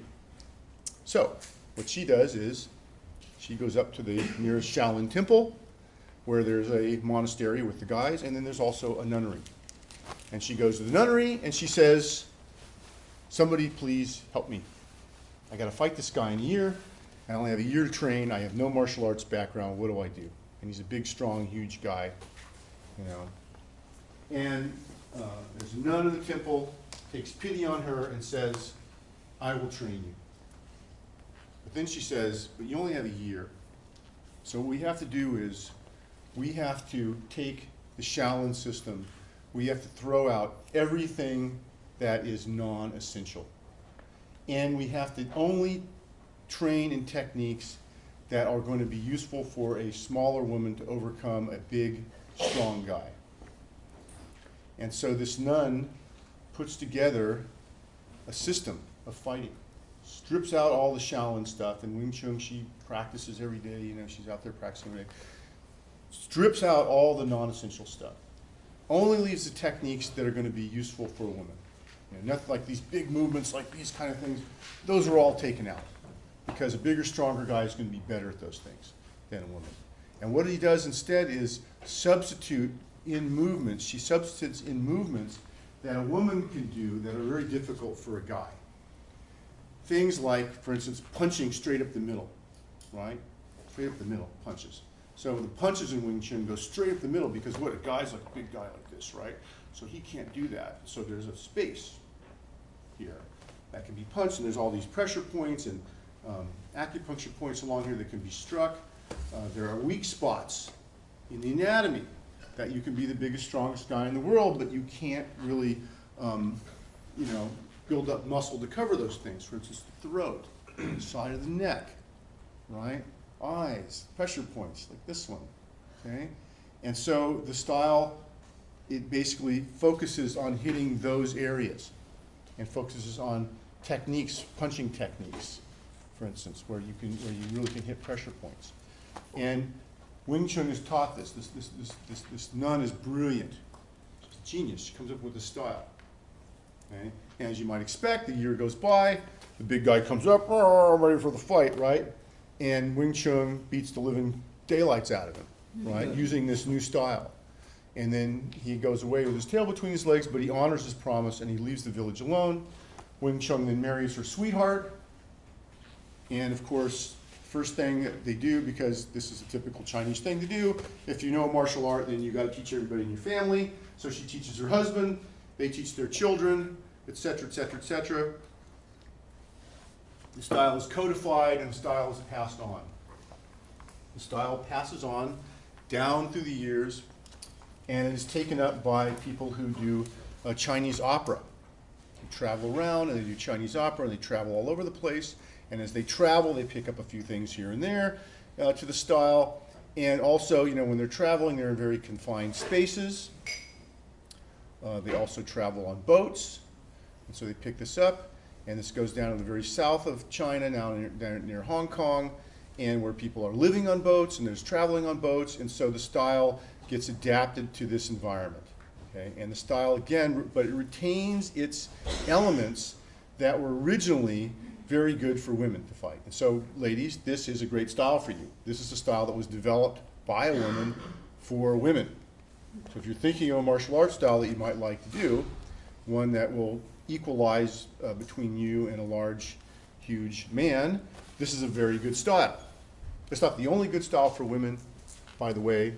I'm a big proponent that I think Brazilian Jiu-Jitsu is a great, maybe one of the best styles for women, by the way. And if I were a woman, I would probably study Wing Chun for the punching stuff, and I would study Brazilian Jiu-Jitsu for the grappling stuff. I think you'd have a perfect self-defense system. Somebody ought to teach those two together. It'd be really great. Okay? But Wing Chun is really good. And so it's style that gets passed on, but it has this, it still retains the initial elements. It is very stripped down style. Very stripped down. There's not a tons, like Shaolin system, there's just tons and tons of stuff, you know. Oh, what if I'm fighting a guy who's on horseback and he's got like a, you know, a knife, a sword like this, and he's coming from the east and the sun's over here. Oh, I've got a special form for that, you know. Or what about this guy who comes in, he's got like, you know, a lance and he's got like, you know, 3 guys over here. Oh, I got another form for that, right? That's the Shaolin style. It's got everything in it, right? Wing Chun, all stripped down. So again, this is, and you know, this philosophy comes to us in modern times from Bruce Lee, and Bruce Lee said, keep what is useful, right? Now, Bruce Lee didn't make that up. That comes from the Wing Chun style that he originally studied. And the Wing Chun style that comes down to us now, and especially because Bruce Lee was famous, Bruce Lee's teacher was a guy named Ip Man. Ip Man was a very interesting guy who was born very rich. And he lived in China, southern China. He was very rich. And because he was rich, he didn't have to really work like everybody else. He could just study Kung Fu all the time, right? And again, this is another common theme you see among Kung Fu masters, especially in more modern times, Kung Fu masters tend to be people who come from rich families. Why? Because in order to master these styles, you've got to have a lot of copious time to practice. Even Wing Chun, which is a stripped down style, takes a lot of time to practice. And if you're working 8 hours a day, you know, and you're doing hard physical labor, you come home at the end of the day and you don't feel like, you know, putting in another 5 or 6 hours of practice, you know, your ability to master the style is going to be somewhat impaired. And so guys like Ip Man were very rich. He could just do Kung Fu all day, and as a result, he was able to master the style. And then, of course, there's now 3 or 4 Ip Man movies. The first 2 are brilliant. The third is pretty good, and I haven't seen the latest one. The third one actually is the one that's the prequel. It's him as a young man growing up. And then there's a new one now, which is supposed to, I haven't seen the new one, it's supposed to be very good. I recommend these. I don't know how historically perfectly accurate they are, but they'll give you a generally good idea about at least how Wing Chun is passed on from the early 1900s to the more modern times. Okay, so I highly recommend them. Wing Chun is a great style. I studied Wing Chun, again, as part of my Shaolin curriculum. That was one of the electives that, that I did for about 4 years. And I love Wing Chun. It's one of the greatest fighting styles for me that I've encountered. I think it's really, really good. It's also very unexpected when you're fighting different kinds of styles. People don't know what to expect. Suddenly you do Wing Chun on them. It's very interesting. Yes? Is there a legitimate instructor? Yeah, By? there are very good Wing Chun instructors. The one that I know is this woman, I can't remember her last name. Her first name is Graciela. She's over in Oxnard, and what's her last name? Blanking out on it. But she had a school in Oxnard. She was teaching it. There's a guy down in Port Hueneme supposedly who teaches it out of his backyard. I haven't met him yet, but he's supposedly there. There's an actual school down, if you go down to right near where the 405 and the 101 meet. I think it's on Woodman. Right there, you just go down on 101 a little bit further and you get off the freeway. I think that's the closest official school of Wing Chun. What, in And there's a Burbank? couple in LA. There's a couple Wing Chun schools in LA. Yeah, very good style. Very, very good. Again, Peter Nguyen's going to come here and talk about Bruce Lee and Bruce Lee's style. Bruce Lee started in Wing Chun and then, of course, later on adapted Wing Chun and added a lot of other stuff to the Wing Chun he practiced. And Peter will tell you that the new stuff is better and it's, you know, whatever. You can decide that on your own. It's a very interesting style. I really like it. You know, I mean, I don't practice it, all the forms and everything every day now, but when I fight, I use it a lot. And it's a very close-in fighting style. Again, women have an advantage if they're close in. A big, giant guy, women, if they stay at a distance, he's going to be able to just throw these huge arms and muscles and fists at them and, you know, beat them up. But if they get in really close, then you can't really use all that muscly stuff. And then women are more able to use leverage, and they're more able to use, you know, knocking the guy off balance, and they're also able to deliver their punches in a short space. Punches and kicks can happen in a very, very short space. And so again, it has a real advantage for infighting. So it's fighting in close. Again, it comes from a place where, you know, the environment is very crowded. You might be in a boat. You're going to be close to the other person. And so again, you know, it specializes in close-in fighting. If you're out on the plains somewhere and guys are attacking on horses, it's a terrible style.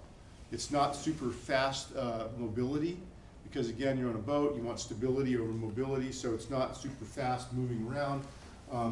So if you have an opponent who's able to move around you very quickly, it's also not the best style. But once you're in close with somebody, it's really one of the best styles for me that I've found. And emphasize hitting pressure points, hitting weak parts of the body, you know, that you can't really, you know, sort of bulk up on. And there's a lot of Wing Chun schools around. Okay? So you can get pretty good Wing Chun training if you look around for it. Again, this county, I'm not quite sure, but if you just go a little ways away, you'll find it. Now, there's other styles that are out there. I talked about the Tibetan white crane. Well, guess what? There's a southern white crane style that develops. It looks a lot like Wing Chun, except it's got a few more crane movements. It'll have stuff like this, you know, that look real crane-like. But other than that, because it's southern style, you know, it has a lot of similarities to Wing Chun. The southern white crane stuff is especially the Fujin Shaolin Temple, and that's right on the coast. And again, people come visiting China, especially from what was now Okinawa, and they learn the style and they bring it back to Okinawa. And this is a style that propels the development of karate. And I'm going to talk to you about karate in a lot of detail later on. So I'll talk to you a little bit about the Tibetan white crane, or not the Tibetan, but the southern white crane variant of this. There's a style called white eyebrow style. This is a very rare style. You rarely see this. Also a southern style. Sometimes in kung fu movies, the white eyebrow people are the bad guys.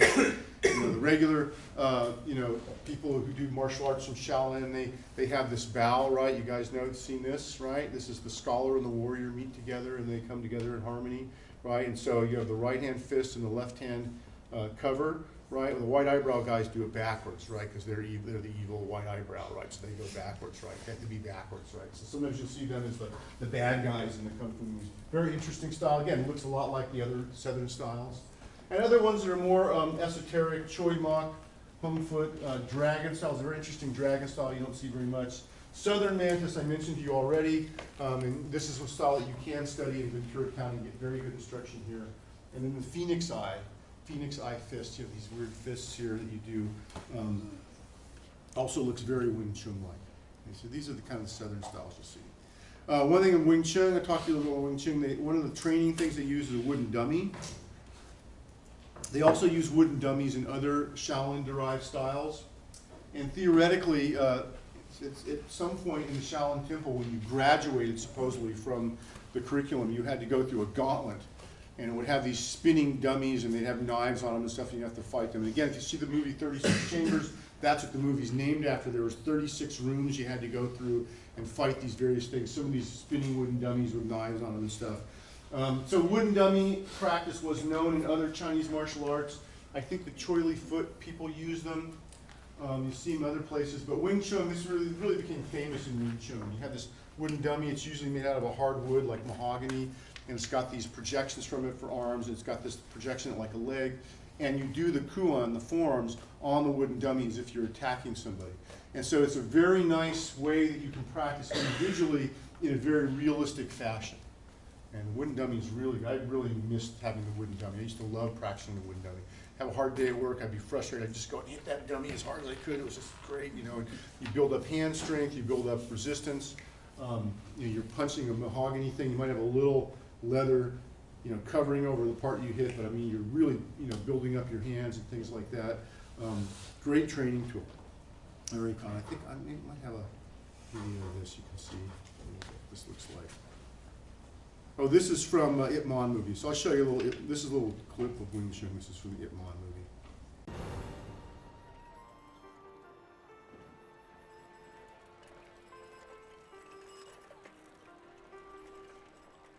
早晨，早晨，葉師傅早晨。要哥哥早晨啦。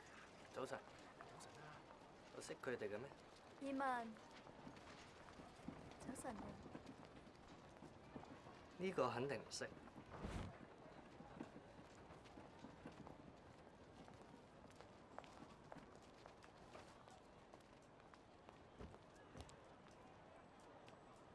老闆。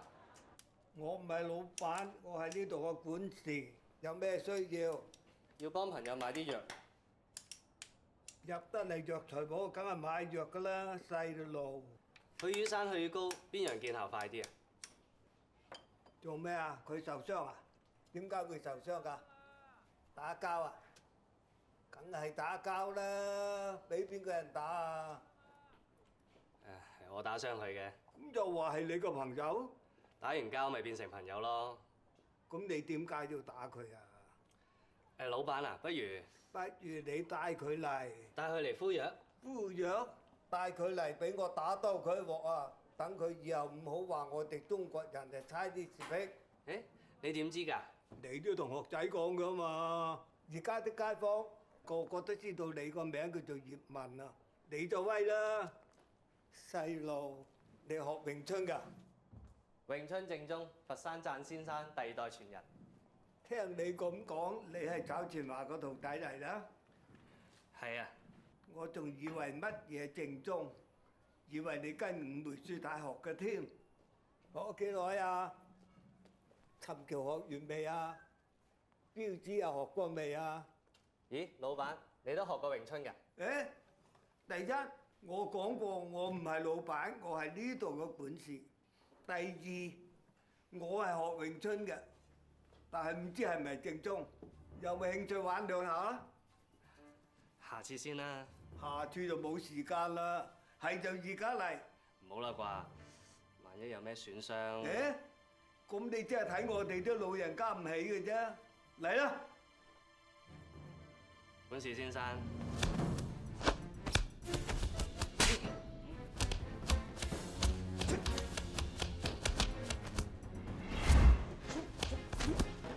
你師傅冇教你咩？同門靠技，留力就不留手。做咩啊？睇我唔起啊？咁我嚟真㗎啦。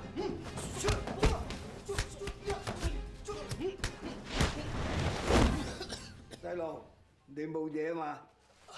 冇事。冇嘢啊？咁就嚟過啦。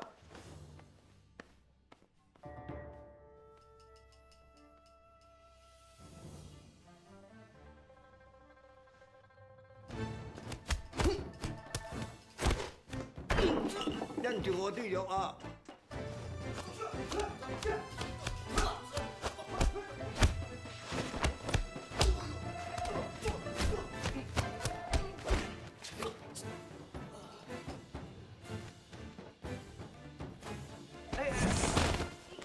喂，睇住我啲衫邊走啊！喂，你嗰啲都係詠春？我打出嚟嘅就係詠春。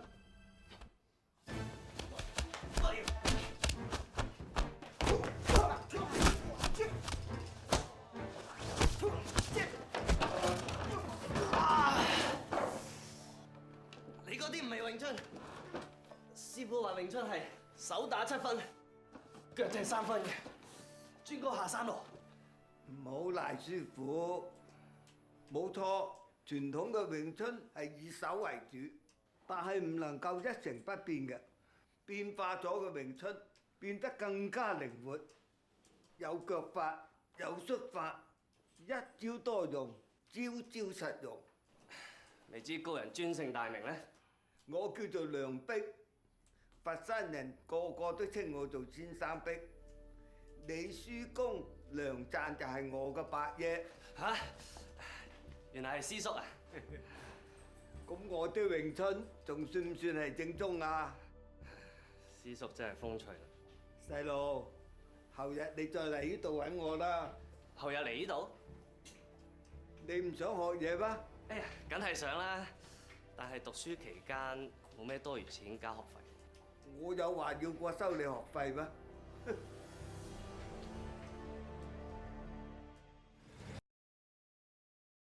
？And that gives you a sense of what Wing Chun is like. You know, obviously it's movie Wing Chun, so things are a little removed, right? So you can see the movements, but it's a nice movie because you really see the stylistic aspects of Wing Chun from the film, and from actually all the films. All right. So I think, again, you know, if you're going to study any of these arts, I just want to mention to you that you should know whoever you study from. If it's a Shaolin-related art, this ought to be known. You should be able to trace the lineage of your style theoretically back to the Shaolin temple. Okay. Now Wing Chun, because we know it has this history. We know the the legend and the story here goes back to Shaolin temple. But there actually is a lineage here that's been passed down, and you can actually know this. And this is important. This is how you know what you're doing is not something somebody made up in their basement, over the weekend, right? And it's actually a real, legitimate style. Okay? And you notice in the movie, one of the things they do, they ascertain, well, what is your name? Where did you learn from? Oh, you're this guy. Oh, you learned from this guy. That was your father. Oh, well, that means I'm in this part of the lineage, and that means you're my senior. So, like everybody's establishing that. That's a very important thing to establish. To establish these relationships, because it also tells you that what's being learned is authentic, and it also tells you where you are in relationship to another practitioner. Okay? Now, of course, hundreds and hundreds and hundreds of years have gone by, generations, and so these lineage trees here have become quite convoluted, because you have people splitting off and doing things. It's not like you were in the 1500s and going to learn this, where there's only a few generations back. there's a lot now. And so there's a lot of dispersal of these styles. But this is still an important thing to know about, okay, I think. I'm sorry. Okay, so this is more Wing Chun. I'm going to skip this stuff because you've seen this now. You can see a lot of this stuff online if you want. I think I'm going to stop there for the Shaolin stuff. Any questions? Yes? Would you say with that martial arts, the person who has the most benefit would be the smaller person? That's a very good question. It really, really depends on the style. There's two, in my mind, I have two sort of thoughts about martial arts styles.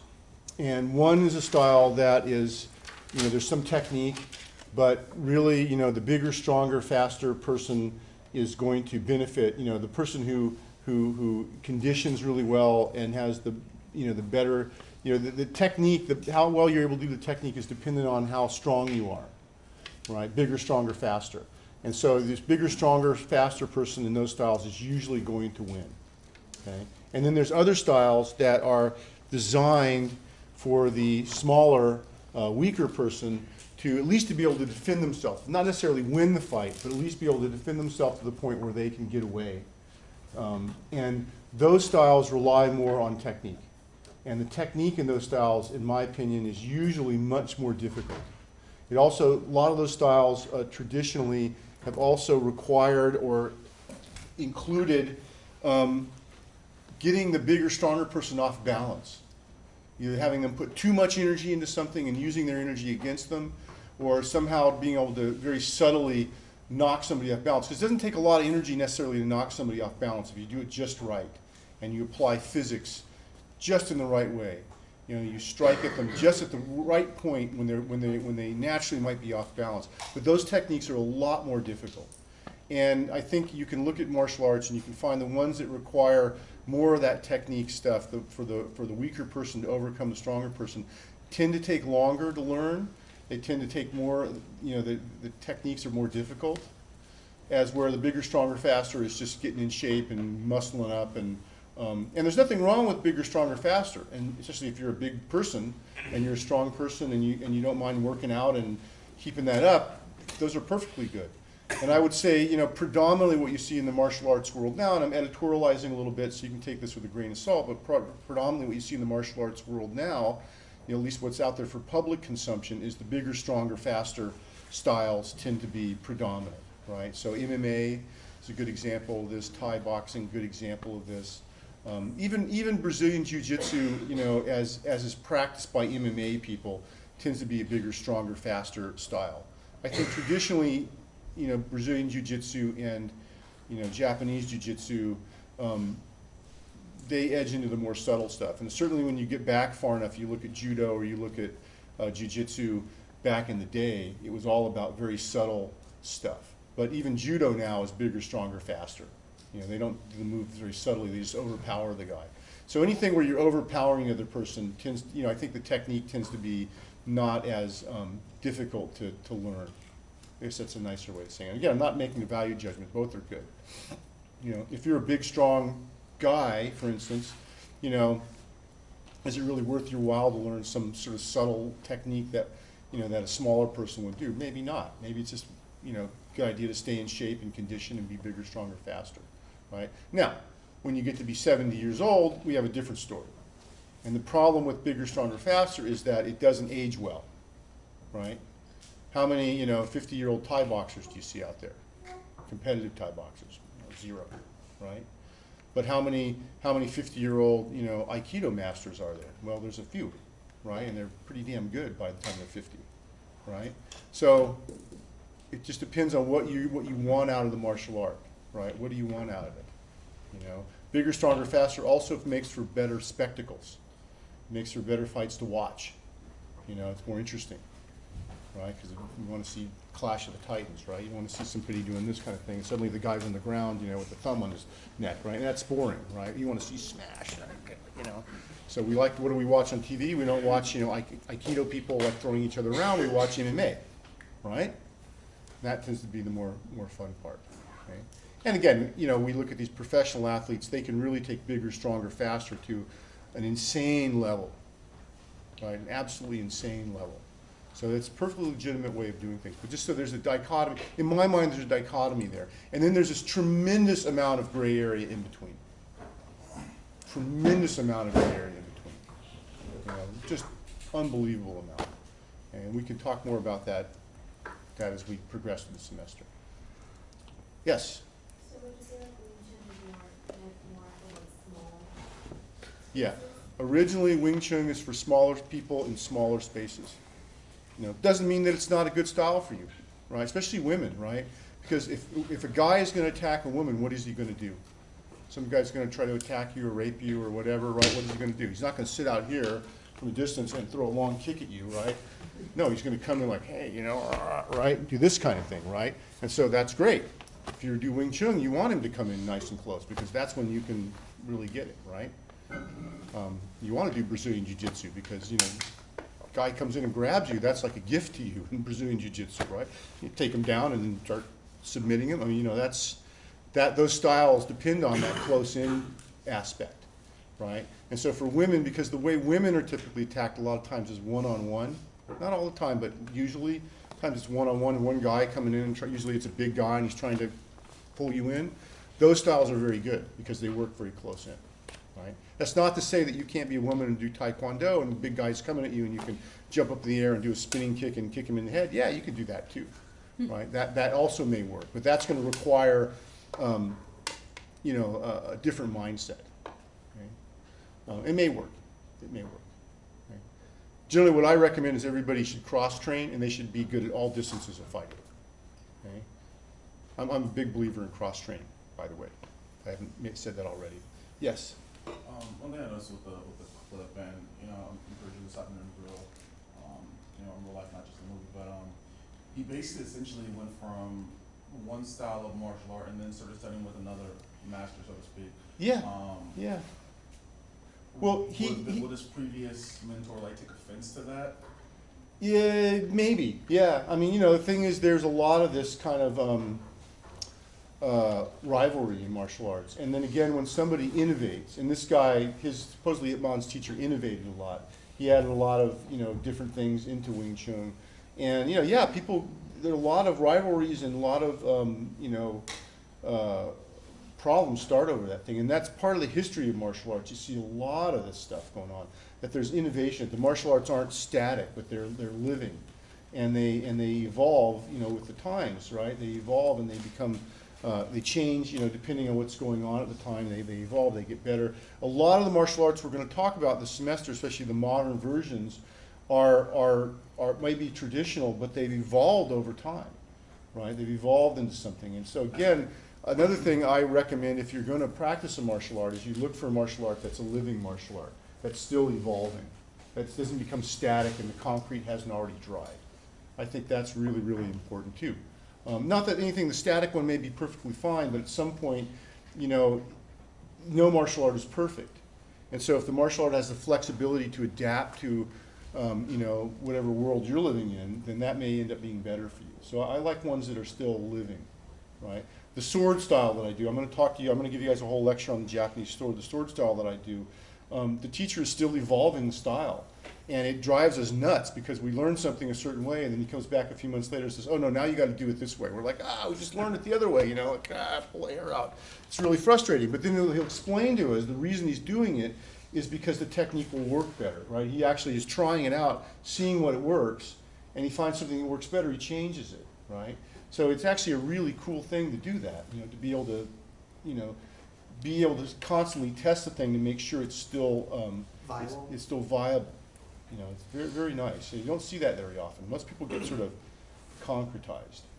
Okay? So it's another sort of thing you can look at in this style. And I think it's important.